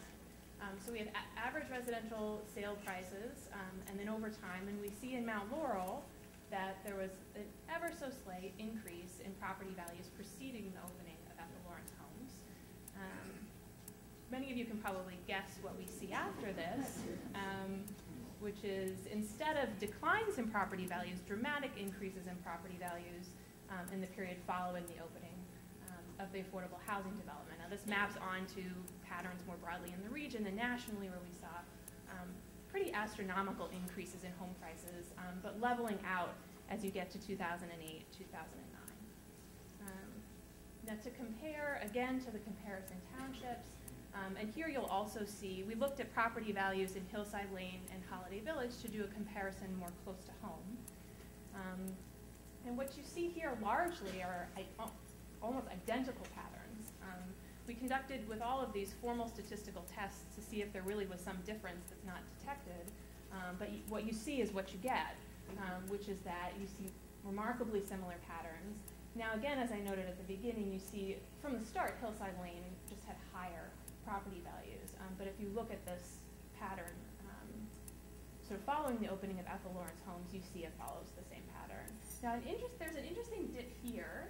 As we talked about, some of the resistance expressed to Ethel Lawrence Homes was from residents of Holiday Village, which you see here actually looks like it has maybe even a pretty big dip following the opening of Ethel Lawrence Homes. But as we ran statistical tests of whether that difference was significantly different from the other patterns, it's not. It's actually a relatively small change.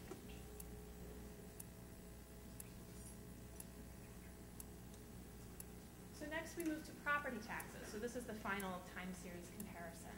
Here I've put them all together again because you're probably getting a sense of the pattern at this point, which is things are pretty similar across the board. So here you have Mount Laurel, which actually is the lowest level of general tax rate. And I should say that this tax rate is what's actually levied on properties. So this is the percentage that's levied against the assessed market value of a home. So this is what the taxpayer actually sees and feels. So what happens after Ethel Lawrence Homes opens? We actually see different patterns across the townships. So Mount Laurel continues to increase moderately, as does Cinnaminson. So what is going on in Cherry Hill, in Cinnaminson and Evesham, where you actually see a drop? Well, the story here is more local, which is if you actually add the points here describing the level in each of these townships, you see that in those townships there was a reassessment in 2008 and 2009, which brought their general tax rate down.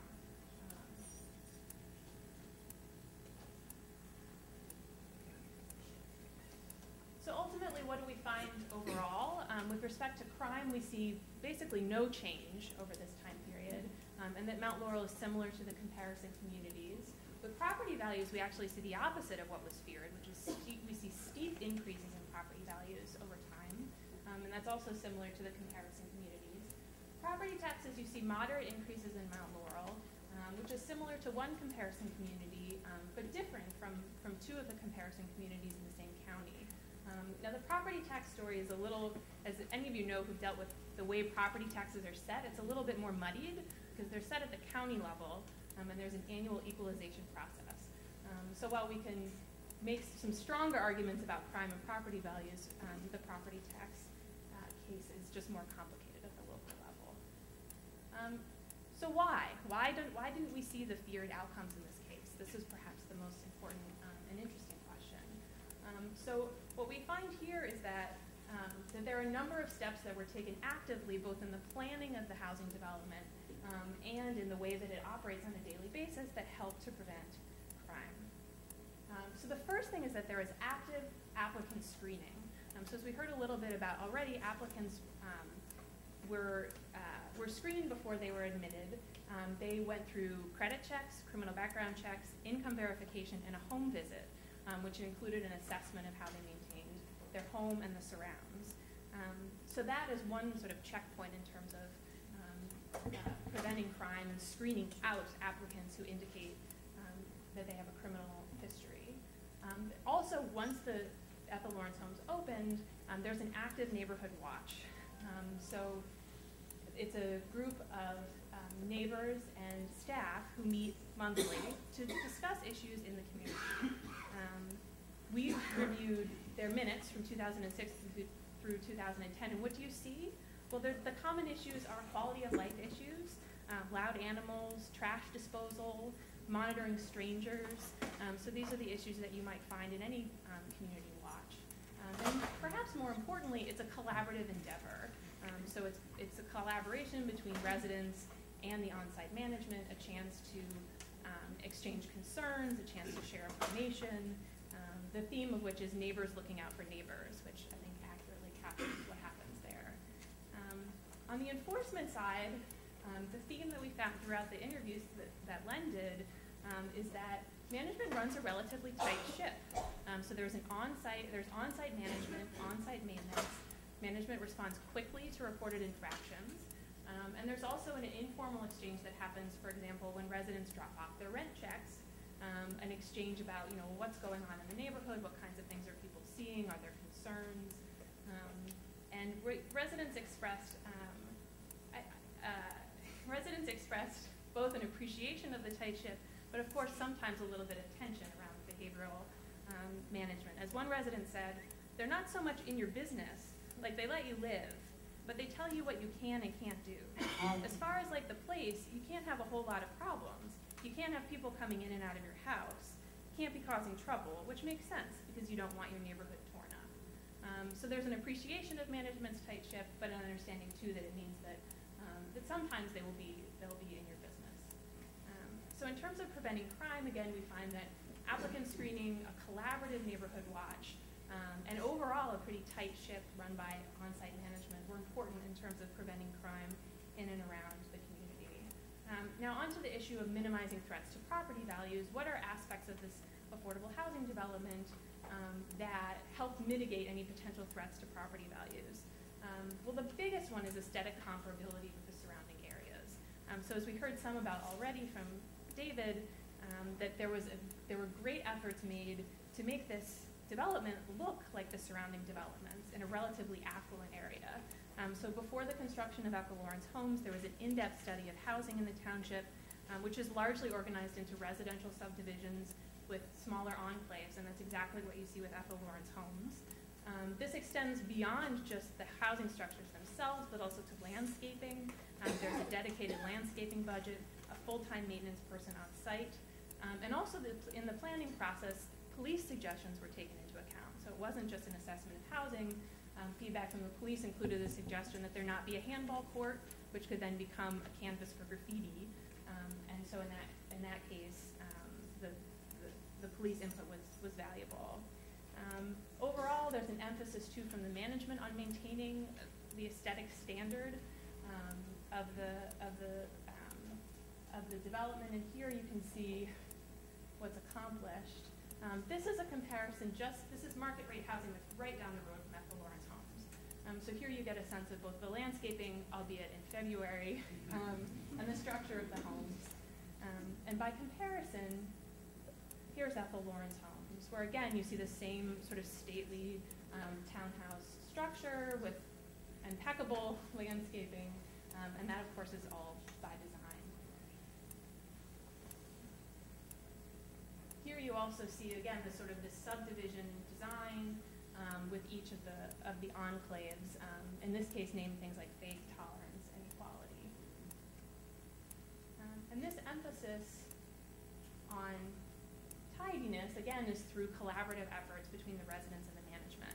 At one community watch meeting, a resident and staff member discussed maintaining a tidy appearance and noted, it's especially important in equality court to keep the backyards cleaned up, since this is the first and last area that anyone sees coming into the development, and it should make a good impression. Ultimately, as well, I think there's one other important thing to note in terms of the impact of this affordable housing development, particularly in light of the fears, which is that a large percentage, in interviewing neighbors in the surrounding community, while a majority of the neighboring residents said that they were aware that there was affordable housing in the township, they actually didn't know where it was. And this is also captured by a Mount Laurel resident who wrote into the school district saying, quote, I recently drove through Ethel Lawrence and it looks so nice, you would have no clue that it's affordable housing. So to summarize, what did we find? Well, it's pretty simple. The development of 100% affordable housing in Mount Laurel has not resulted in the feared community outcomes. Why? Well, there are a number of reasons. Particularly preventing crime, we think that the importance of the neighborhood watch, applicant screening, and informal and formal relationships between supervising management. And then secondly, in terms of minimizing threats to property values, the biggest success here is really rooted in the aesthetic comparability and the high standard, both in terms of the building, the landscaping, and the maintenance. So with that said, I'll pass the torch to Rebecca. This is what I've been discussing are the community level consequences, and what she's going to tell you about is what Ethel Lawrence Homes has meant to the families and individuals that live here.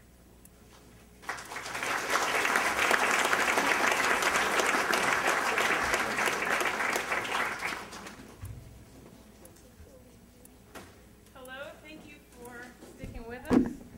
I am going to talk, and then I'm going to turn it over to Peter to talk, and then you get to eat. So yeah, as Doug and then Liz mentioned, our study had two major goals. The first being to sort of understand the impact of building affordable housing in a township like Mount Laurel. And then the second being to understand the impact of living in a place like the Ethel Lawrence Homes for low-income and moderate-income families who are given the opportunity to live there. And I'll be talking about the latter research goal today. So we were interested in a variety of outcomes. We looked at a range of outcomes. I'm going to talk about some of the adult outcomes today where we found the biggest impact, and they were also just sort of the most interesting. And that includes economic self-sufficiency and adult anxiety symptoms. And then at the end, I'll also talk a bit about children's academic performance.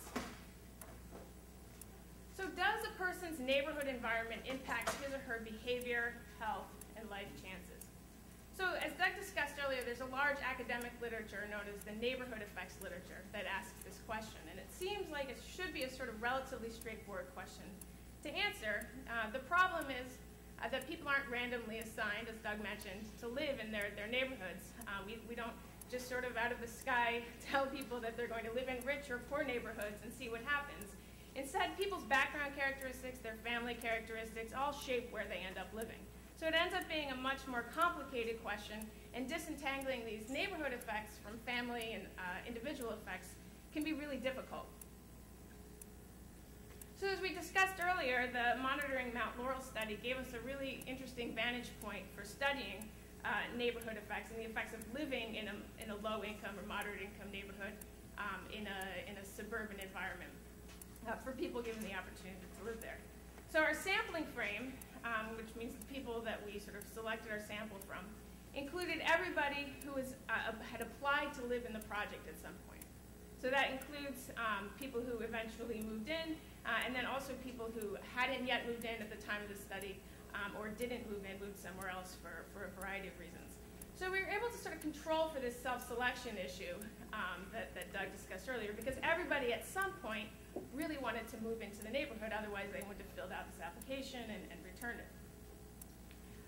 Second, we had access, thanks to Peter and his colleagues, to all of the applications to the project. And so we were able to use those to collect information about applicants' family characteristics, their income, their reasons for wanting to move, etc.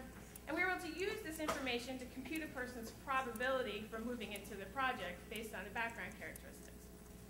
We then matched non-residents to residents based on these probabilities to make sure that the two groups were really comparable and that we were comparing apples to apples when we did our final analysis. And as you can see here, the matching was a pretty successful process. At the time of application, so this is all based on the application materials that the applicants submitted to live in the project.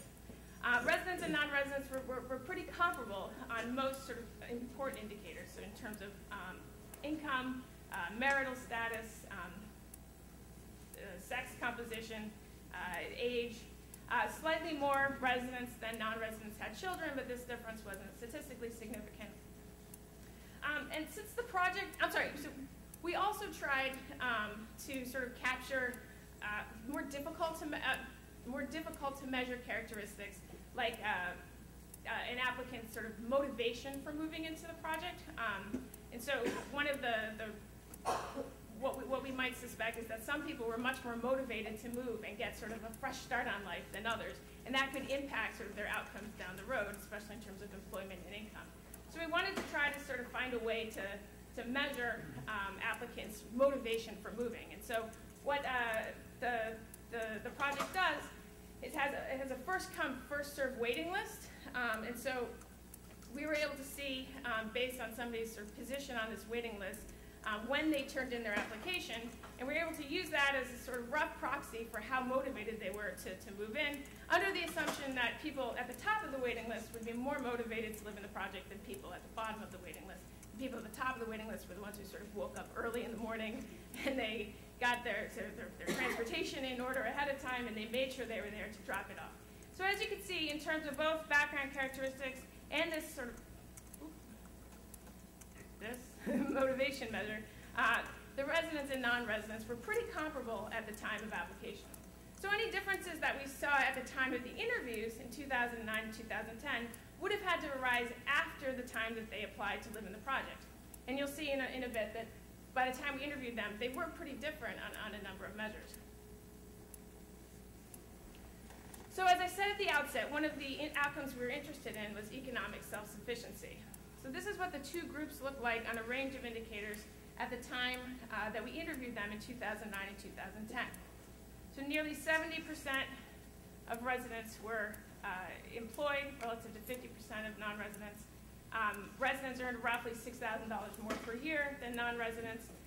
Less of their income came from other sources like unemployment or welfare, Social Security. And a greater share of their income came from work, as we just said, than for non-residents. The only place that we really didn't see a big difference was in welfare use, where about 5% of both groups were receiving welfare at the time of the interview. We were also really interested in examining respondents' mental health. And we looked at a variety of outcomes, and the place where we really saw the most traction was in anxiety symptoms. So the chart on the left shows the portion of respondents who experienced 4 anxiety-related measures at least once per week at the time of interview. And we see that non-residents are more likely to have trouble falling asleep and relaxing. They're very slightly more likely to cry. But the place where we saw the biggest difference was in this fearfulness measure, where nearly a third of non-residents stated that they were fearful at least once per week, compared to 5% of non-residents. So based on the responses to these questions, we created an anxiety scale, an anxiety index, that ranged from 1 to 5, with higher numbers indicating more overall anxiety than lower numbers. Non-residents scored a 2.1 on this scale, whereas residents scored a 1.8. The difference might seem small, but it was statistically significant.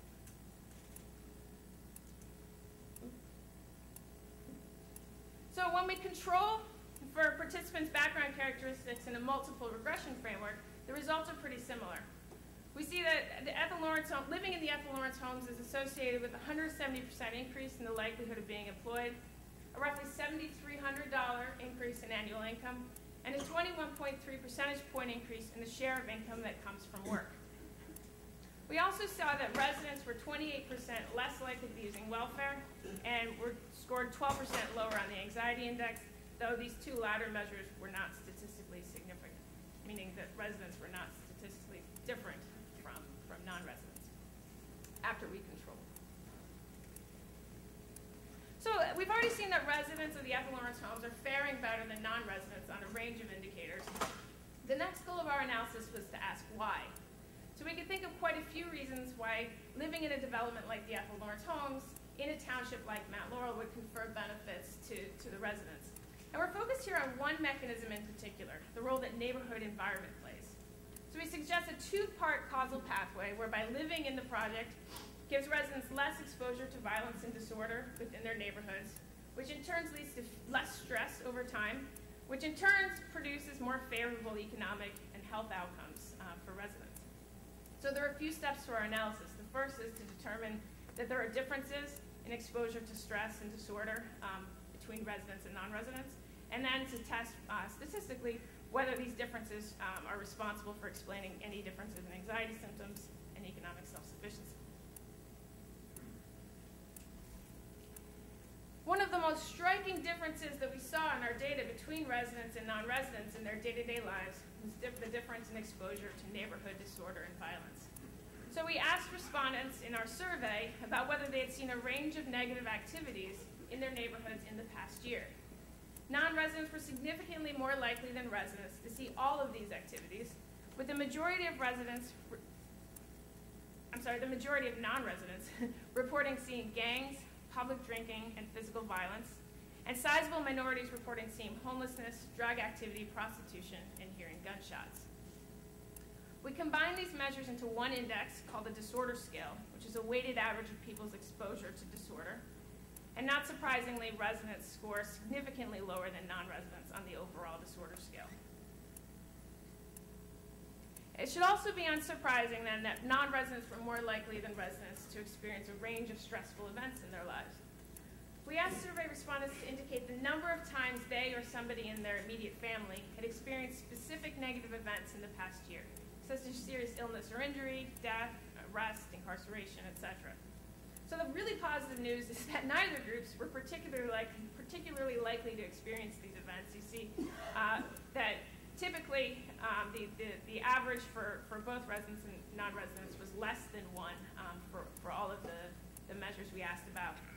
However, non-residents were still more likely than residents to experience these events. And when we created a scale, which is at the far right-hand side of the chart, you see that the difference becomes more marked between residents and non-residents. The final step of the analysis is to sort of put it all together and ask to what extent can variations, the variations we just saw in exposure to disorder and violence and stressful life experiences, explain the outcomes that we're interested in. So this is the same table that I showed before, but here I add a column showing the portion of the total effect that can be explained by differences in neighborhood disorder and stress. So as you can see, for employment, income, and share of income from work, differences in exposure to disorder and stress explain between 12 and 15% of the overall effect.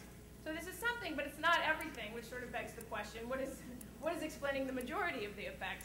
And we have a couple of hypotheses about these. If you sort of know where the location of Mount Laurel is, it's located at the intersection of several major highways. If you've ever been there, there are a lot of sort of retail, office, medical parks. So it could just be that there are a lot more job opportunities in Mount Laurel and its surrounding area than there were in non-residents neighborhoods in Camden and Burlington. Another idea, when Len was doing his interviews, at least one person told him that since she had moved to the Ethel Lawrence homes, she had received more calls based on the applications and resumes that she sent out than she had when she lived in Camden, and this could mean that some employers are using a person's location as a sort of rough proxy for what kind of employee they might be. A third idea is just that being given a sort of golden ticket to move to a place like Mount Laurel makes somebody really excited and motivated to go out and get a new job. And so there's a lot of different theories that we could propose for why residents would be doing better than non-residents. For the likelihood of using welfare, approximately 38% of the effect could be explained by differences in exposure to disorder and stress, though this was not statistically significant. For the anxiety symptoms at the bottom, recall that this difference between residents and non-residents was not statistically significant. However, 100%, so all of the effect, all of the difference between residents and non-residents in terms of how much stress and anxiety and fearfulness they're experiencing from day to day can be attributed to differences in their neighborhood environment. So the effect might not be big, but all of the fearfulness that non-residents are experiencing day in and day out that we saw in the previous slides can be attributed to the fact that they're living in qualitatively worse neighborhoods than the residents. So to summarize, living in the Ethel Lawrence homes is associated with improved employment opportunities, higher income, and a greater share of income from work. About 12 to 15% of the effect can be attributed to differences in exposure to disorder and stress. And there was no statistical association with welfare use or anxiety symptoms, though exposure to violence and stress do explain a larger share of the role with these two outcomes. I'll wrap up by talking briefly about the children and the analysis we did of the children in the Ethel Lawrence homes. So for all of the adults we surveyed, we sought to interview all 12 to 17-year-old children who were also living in the household. And that yielded a sample of 31 resident children and 30 non-resident children. And we conducted a similar set of analyses, but this time we were interested in looking at children's academic performance and understanding differences in performance and trying to understand how sort of children's school environments, differences in their school environment might explain differences in performance. So we know just from looking at school data on the internet that the schools attended by Mount Laurel children are sort of superior on a range of indicators to schools attended by the non-resident children. However, in our survey, we wanted to ask sort of more detailed and sort of nuanced questions about differences in parental involvement, student study habits, and try to gauge other ways in which the school life and also home and sort of home supports for children might differ between the two groups. So we see here that school environment and school expectations for parents and children do differ a bit between residents and non-residents. Parents are sort of very slightly more likely to be involved in school for resident children. We asked a series of questions about children's exposure to school disorder, so whether they had seen weapons in school, graffiti at school, whether they see kids making out at school. So a range of questions, and we created this school disorder and violence index. And you can see here that non-residents are exposed to more disorder day in and day out than residents. Resident children are much more likely to spend their weeks reading than non-resident children. And as a reflection of their new living spaces, resident children are also much more likely to report having a quiet place to study, just by virtue of the fact that they have their own bedrooms now, many of them in their new homes. So resident children are also attending schools that are much more demanding and competitive than non-residents. So the chart on the left shows a school quality index, which is comprised of a range of measures of school quality provided by the state report cards on class size, student mobility, test scores, dropout rates, etc. We standardized each of the indicators, and we created an index where negative scores, so scores less than 0, indicate a school is less than average, and positive scores indicate a school is above average. So the schools attended by middle school children were about a third of a standard deviation better on this school index than schools attended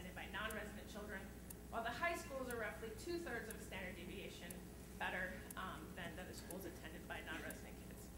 So in moving to the Ethel Lawrence homes, children moved from relatively poor performing schools to competitive high-quality schools. Yet, as we see in the chart on the right, we don't see much of a drop-off in their academic performance. Both groups reported having a GPA of roughly 2.7. So we might have expected the Ethel Lawrence kids to really struggle in their new school environments as they moved into more difficult classes and that type of thing. But we don't see the drop-off that we expected, which suggests that the kids are doing okay. They're hanging in there in their new school environments. The final goal, once again, of the analysis was determined to the extent to which differences in the school environment and the expectations placed on students and parents can explain any of the variations we saw in GPA. So these are the results from that analysis, and I present them slightly differently here than I did previously.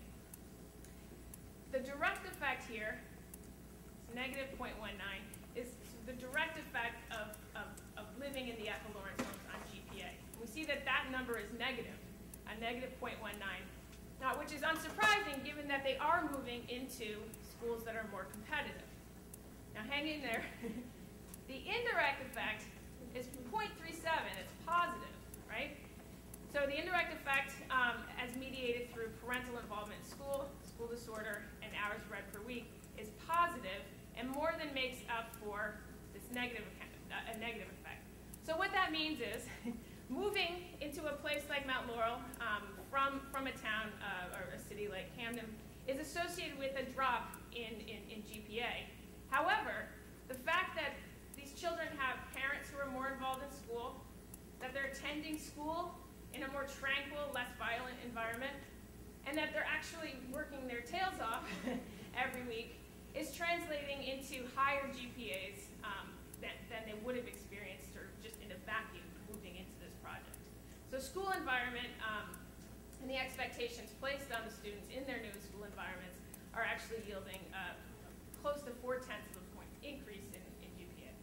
So the total effect here is just equal to the sum of the direct and indirect effects. We see that the total effect on GPA in this multivariate context is positive 0.19. So to wrap up, to talk briefly about, to wrap up the results for the children, we found no statistically significant relationship between living in the Ethel Lawrence homes and GPA, but we're unable in that analysis to account really for differences in the difficulty of courses and enrollment in different types of courses between the two schools. However, Ethel Lawrence resident students might have suffered a greater drop in their GPAs, or a drop period in their GPAs, if not for the fact that they are now attending schools in a superior environment and that they're working harder and studying more and reading more than they were previously. And I will just wrap up here before I turn it over to Peter. We found some pretty sizable effects on economic mobility and more moderate effects on these mental health outcomes. Living in a tranquil sort of suburban environment that's located close to employment opportunities has clear benefits for residents, but also for the public at large, as residents are becoming less dependent on public dollars and more dependent on dollars that they earn through work.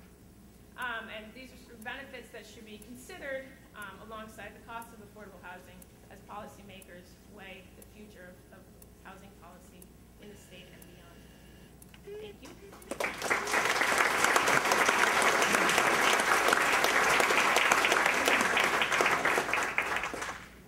So, to sum up, before I turn it over to Peter, we used the best social scientific methods we possibly could to evaluate the consequences of the Ethel Lawrence homes for the neighborhoods that surround it, for the township of Mount Laurel, and for the residents that were fortunate enough to be able to move out of their lousy old neighborhoods into an affluent and advantaged suburb. These results have been vetted in the refereed literature. We have four papers that we've written based on what you've seen today, 3 of which are either published or forthcoming in referee journals. So it's not just us. A critical panel of social scientists has looked at our work and said it passed muster to be published. The other one is currently under review. We've also summed everything up in an omnibus treatise, a book that we hope will be forthcoming soon from Princeton University Press, called Climbing Mount Laurel, which puts all the information together, both the statistical, quantitative analyses, the qualitative analyses, the story of how Mount Laurel, the Mount Laurel case came into being, how Ethel Lawrence was built, and the effect that it had on the community and the lives of the people that inhabited it.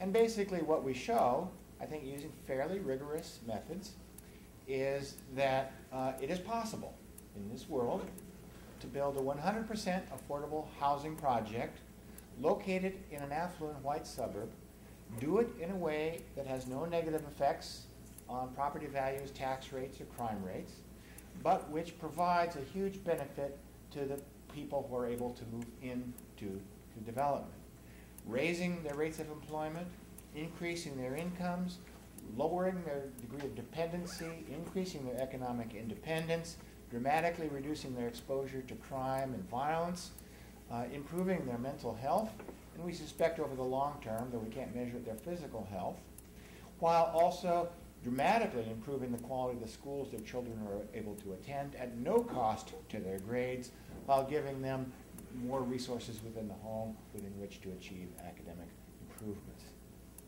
So, to reflect on what we have turned up using our best efforts, I would like to present Peter O'Connor, who, as you heard from the introductory remarks this morning, was a litigator in the original Mount Laurel case, and who founded the Fair Share Housing Inc.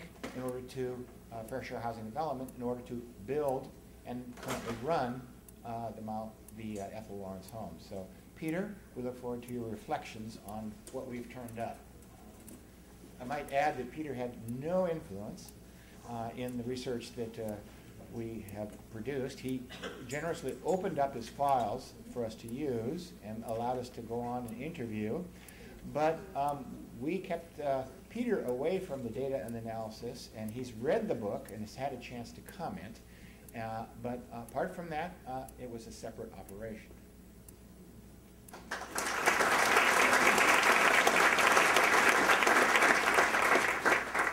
Okay, thank you.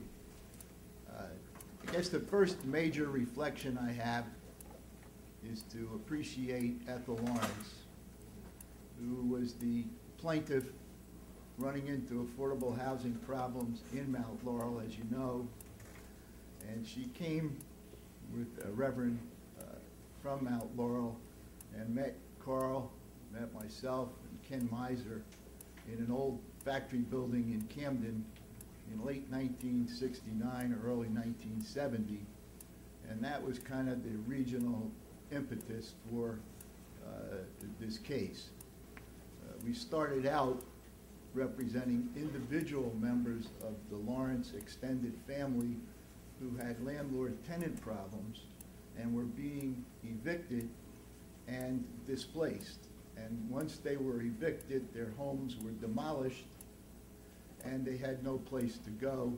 And that was part of the push by Ethel to make sure that her family and the extended members of black community, which represented about 5 or 6 large black families who had lived in Mount Laurel for many generations, that they could get decent, affordable housing. And that's kind of how this whole process began 40 years ago. One comment I think David made, and it was about the plans. I think Len made it. I always carry the plans with me for the project. These are the napkins from Fonzio's that were approved by Mount Laurel to build this development. I thought it was important today on reflecting to share that with you. When you take on an issue of this magnitude and you're trying to bring about social change, social change that was necessary in many cases because of our parents and our grandparents and our great-grandparents and the way they molded society, and the society became really two Americas. And what this case really is about is trying to overcome those past prejudices and bring us back to one America. When you do that, you must take advantage of all the tools that are available to create what I would call cumulative inevitability. And what that means is that when we're before the Supreme Court sometime in our lifetime to deal with the third round, we want the stage to be set with a feeling of a cumulative inevitability that they must rule for us because of the fairness, because of the justice of it, and primarily because of the morality of the issue. Now, to do that, you can't just write a brief and stand up and argue. You've got to do more than that. And I remember when I was at one of the Last Suppers, and Thomas questioned Jesus, and he said, "Put your hand in my side if you don't believe that that's me." Well, that has been my motivation in trying to create something that was real to dispel the myths and the opposition. And Ethel Lawrence Holmes, which you see here, is not an argument about what it'll be. It's not some projection that people will debunk.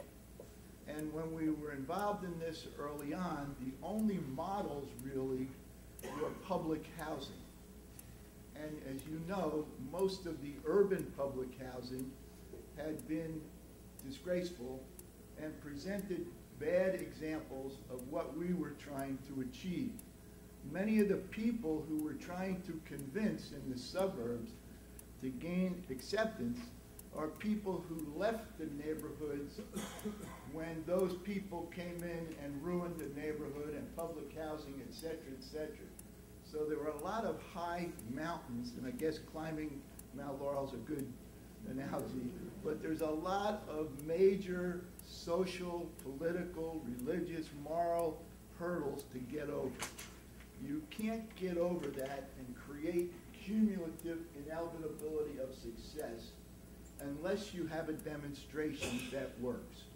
And that was the impetus for building Mount Laurel. And it's funny that I'm talking here about building Mount Laurel, and one of the prime funders who knows from his own history of his family and the conditions he grew up in, he jumped in and helped fund it. Tim Toohey, who was the head of the New Jersey Housing and Mortgage Finance Agency, and now is the head of New Jersey Builders Association. So the first thing is to try to create a demonstration that's positive. But who knows about it? You've got to go further to the second step, which is, thank God we knew David Kinsey, and David created a bridge to Princeton. We got to Doug. Doug created a bridge to MacArthur Foundation and produced what you've heard today. So we have the demonstration.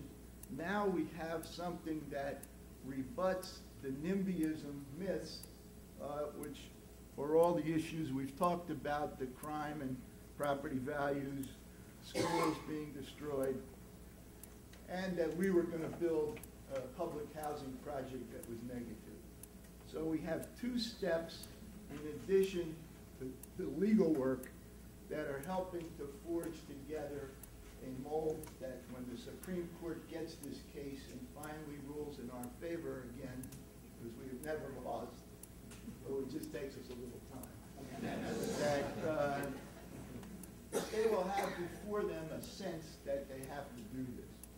The third element of that formula is to create a statewide network. And I was standing in the back, and Diane Sterner came in from the Community Housing Development Network, Arnold is here. You've got to pull together the message, get the message out, and that is the third element. And the fourth element is to try over the years, and I guess that's the only real benefit of the delays, it gives you time to forge personal relationships with decision makers, and what happens is they move on from positions at HMFA to the builders and become our greater allies. So Tony, get ready when you're done with enlisted. But it helps on this moral issue to go face to face with people and really unmask the racism, unmask the opposition, and the only way to do that is with a cumulative approach that I'm describing. Now, I'm supposed to say something about the reflections on the study rather than what I've just said, but we already knew, and contrary to what Doug said about my involvement, I wrote the study, but I wrote the study years before the study was done. And the reason for that is that we already knew the answers. The answers to anyone with half a brain are obvious. If a kid's in the Camden school system with 50% dropout, et cetera, or the Mount Laurel system, he's obviously going to do better.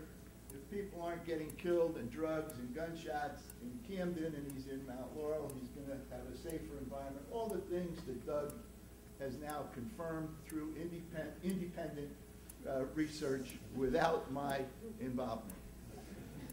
So we now have this report, and it'll enable us to now go public, to meet with policy makers, and hopefully, although I've been cautioned and censored on getting too far into the governor's situation, because if I really said what I felt, you'd all be cheering. But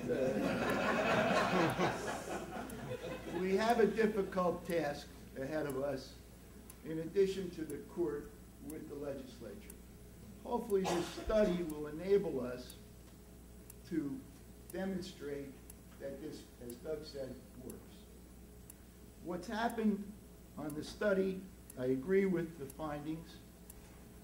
The motivation for me has been really the picture on the left, on the far photo, which is when the children got off that bus the first day, and I should say one thing, everyone in the suburbs is bused.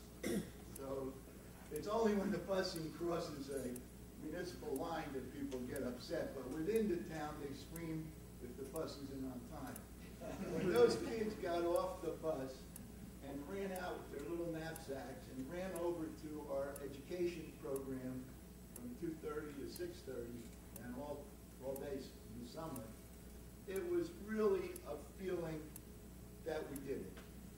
Because the whole goal here was to save these children. And I'm hoping that this report will help us to do that. The children are doing better. I should, Liz and Rebecca didn't give you this statistic, but this is our own education newsletter. And I just want to give you just two very minor, I won't be as technical as 0.19 and 19 minus 37. I said, what is that all about? But we have a situation where we compare to 2010 the elementary children to Mount Laurel, to the state, and to Camden, both in language and math.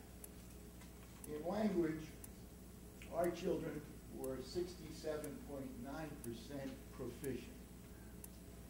The state average was 66.8, and Mount Laurel was 77%. So we're equal to the state, a little bit behind Mount Laurel, but with the educational program that we have, which is a one-on-one tutoring, homework, working with the school system, and working all summer with the children, hopefully that'll increase. But the point I want to make is that in that same category of language proficiency, the elementary schools, Camden was 20%. In math, we've hit a home run.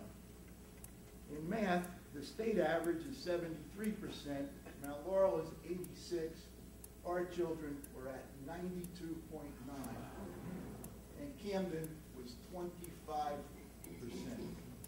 So what we are trying to do is to demonstrate that there are solutions in our state and the nation for the failing urban schools.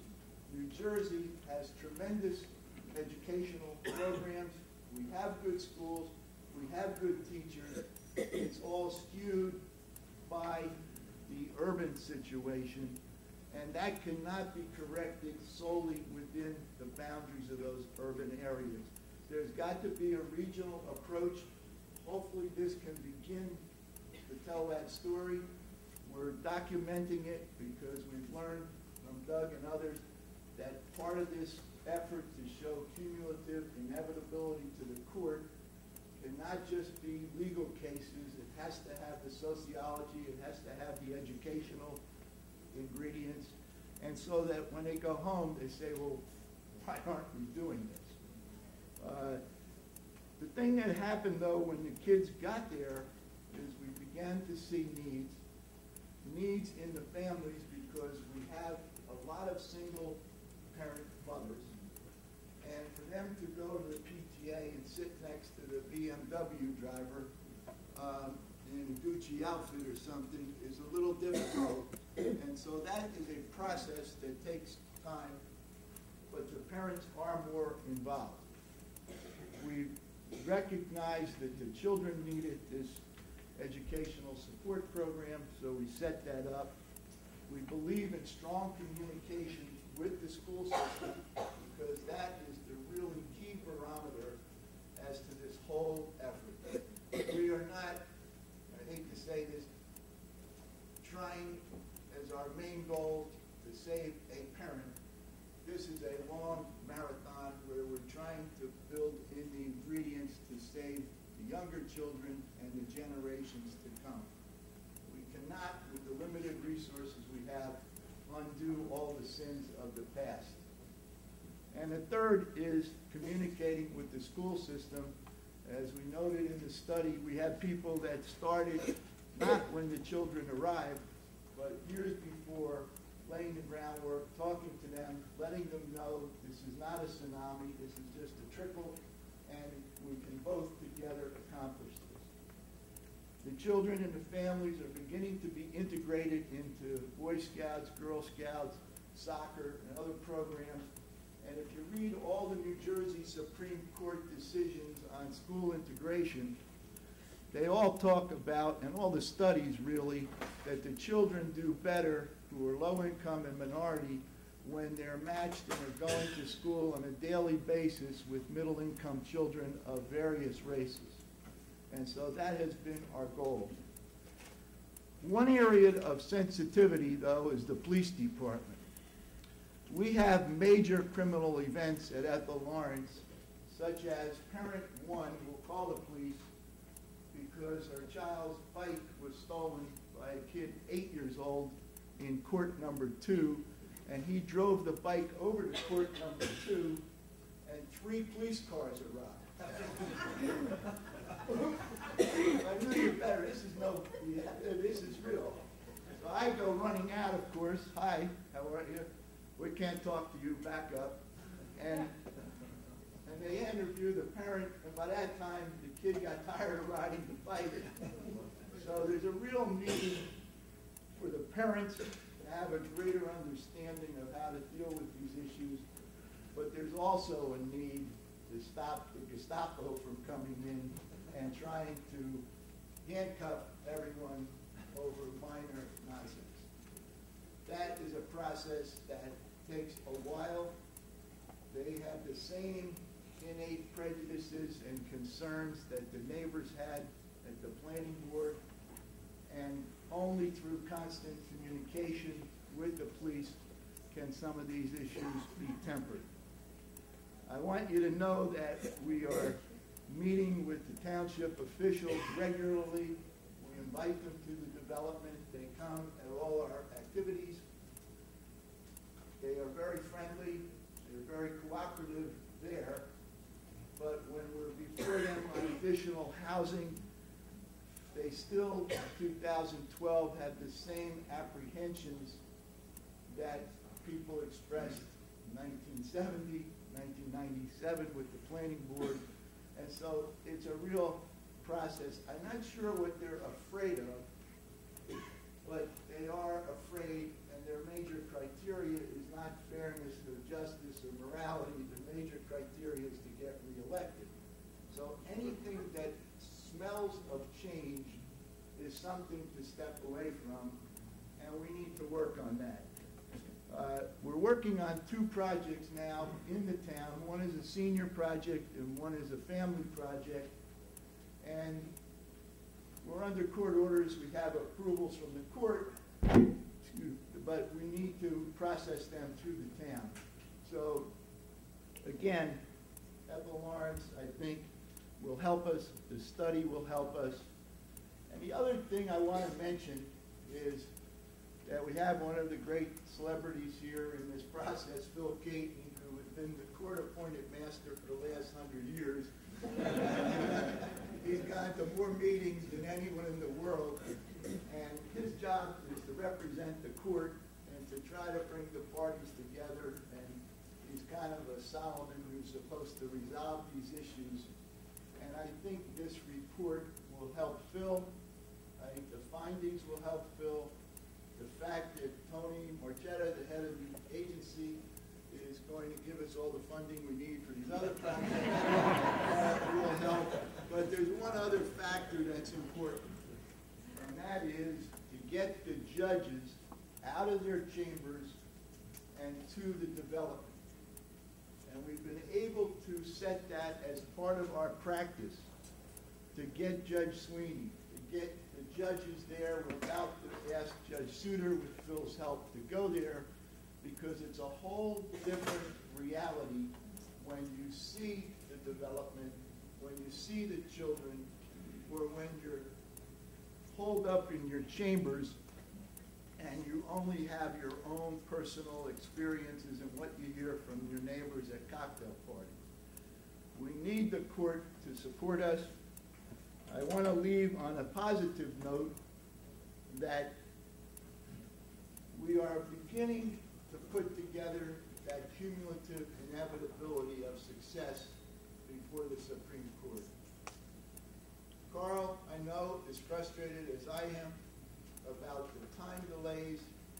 I think they're trying to figure out what to do given the Christie nominees and what's going to happen should they really come down on this major issue without the new court in place. As you know, that's kind of held up in the politics.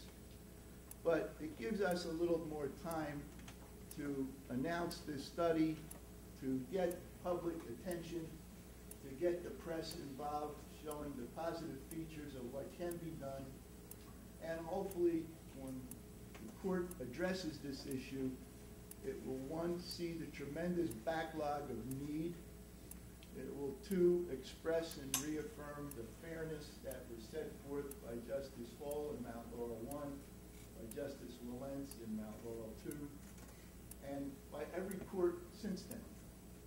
So I'm not fearful that the court is going to abandon us, but that doesn't mean that we should drop our guard. But we do need to present a more comprehensive presentation to the court.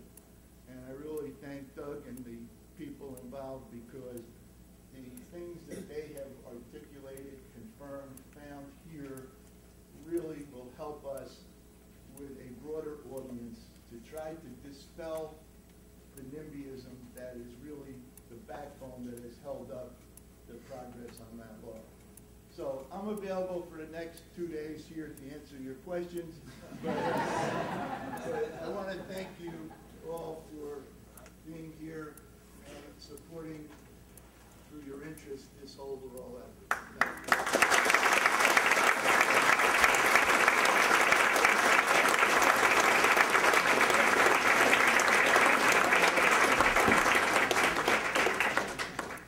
So we can see that despite all the Sturm und Drang and the controversy and the emotion that was expressed before the fact, when Ethel Lawrence Homes finally opened, it was not with a bang, but with a whimper. In the immortal words of T.S. Eliot. In our survey of neighbors, we found that 30% didn't even realize there was affordable housing in their neighborhood. And of those who are aware, most had never been there and couldn't name where it was. So that's a testament to how seamless the integration of this affordable housing project has been in the area. We have 5 or 10 minutes, so I'd like to invite my colleagues from the research project to come and sit up here, and maybe we'll answer some questions from the audience before we break for lunch. You've all been very patient, and I promise I won't make you stay too much into your lunch period. So are there any questions? Come on up.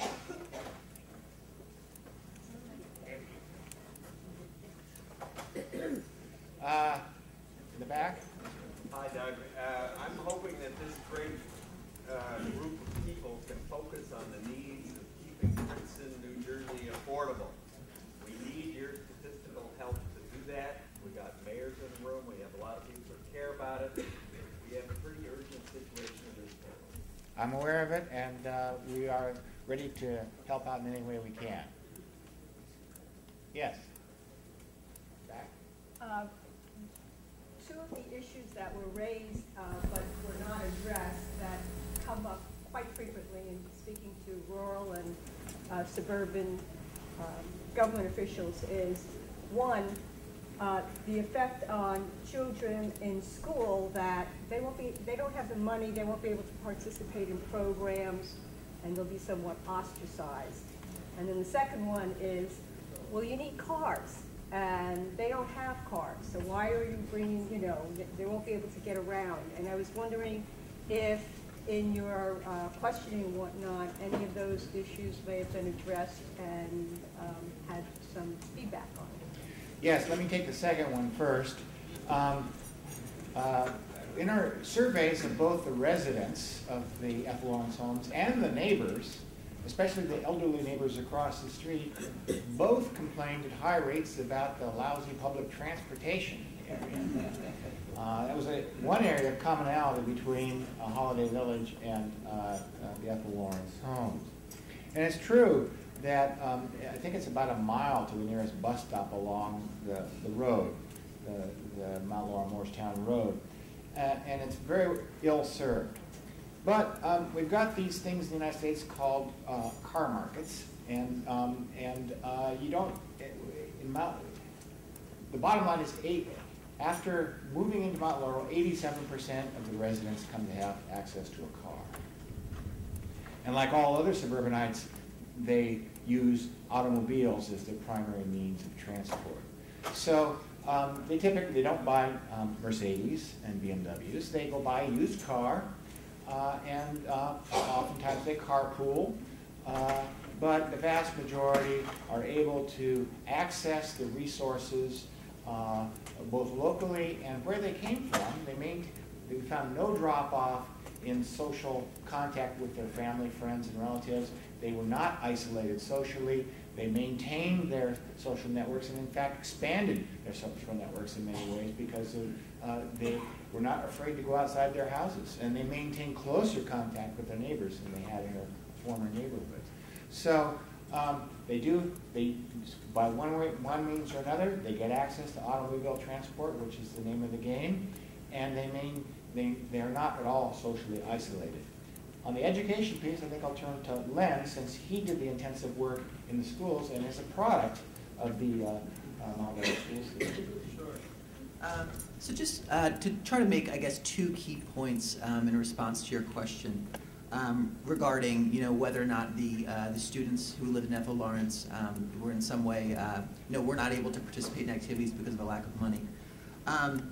The first, I think, point that I find is very heartening is that yes, there kind of was some anxiety, particularly among parents, that they wouldn't be able to have the money to, have their students participate in school activities. The Mount Laurel community really stepped up to kind of provide this. So it's interesting that in that people's hearts are just really, really big. And you know, some of the same people that were at these planning board meetings 2 years earlier are now organizing PTA fundraisers to make sure that all the students have kind of, you know, the same opportunity to participate in events. This happens in the elementary school, it happens in the middle school, really seeing communities kind of step up to make sure that there's opportunities. The administrators kind of facilitate that quietly. They really try to engage parents one-on-one, make sure that the parents have access to these resources, but that it doesn't in any way make it kind of a public or a stigmatizing event. And the second main point I think that is worth noting is that there's a lot of corporate sponsorship in Mount Laurel. A lot of that is driven by the fundraising efforts of Cindy and the Education Center, where they are, you know, bringing in, small grants for academic enrichment that can be carried over into the school district. So again, that kind of speaks to the hard work that's done at that Education Center and the value of having that resource to kind of liaise between parent and child needs and the school district. In addition to emphasizing the importance of the Education Center and helping the students adjust into the new environment,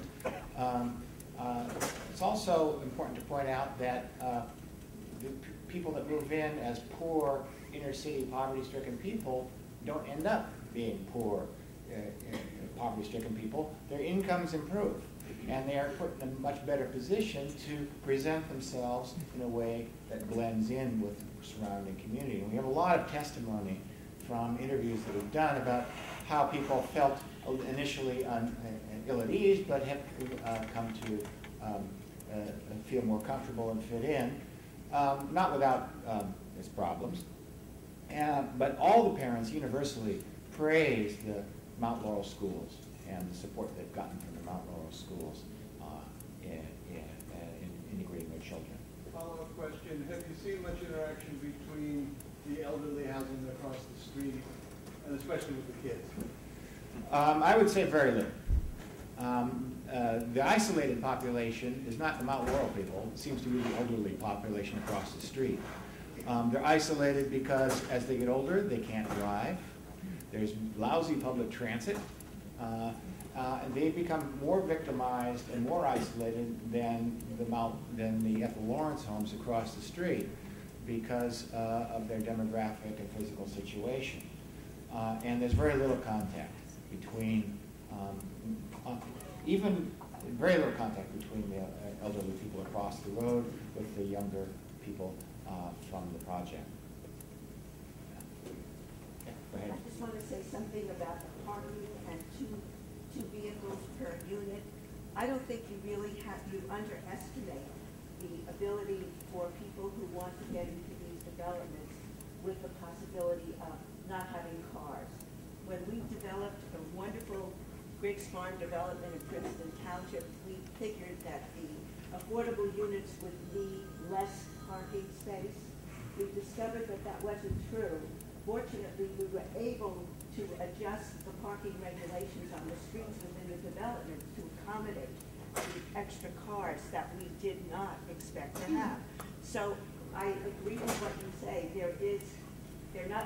We're not driving Mercedes if you're in the affordable units, but you do have the initiative of the people who are there to get some kind of their own transportation. So there was really not a problem, but don't underestimate the number of cars that will be in a unit when you're developing a mixed community. Yeah, it's the only game in town. Yeah.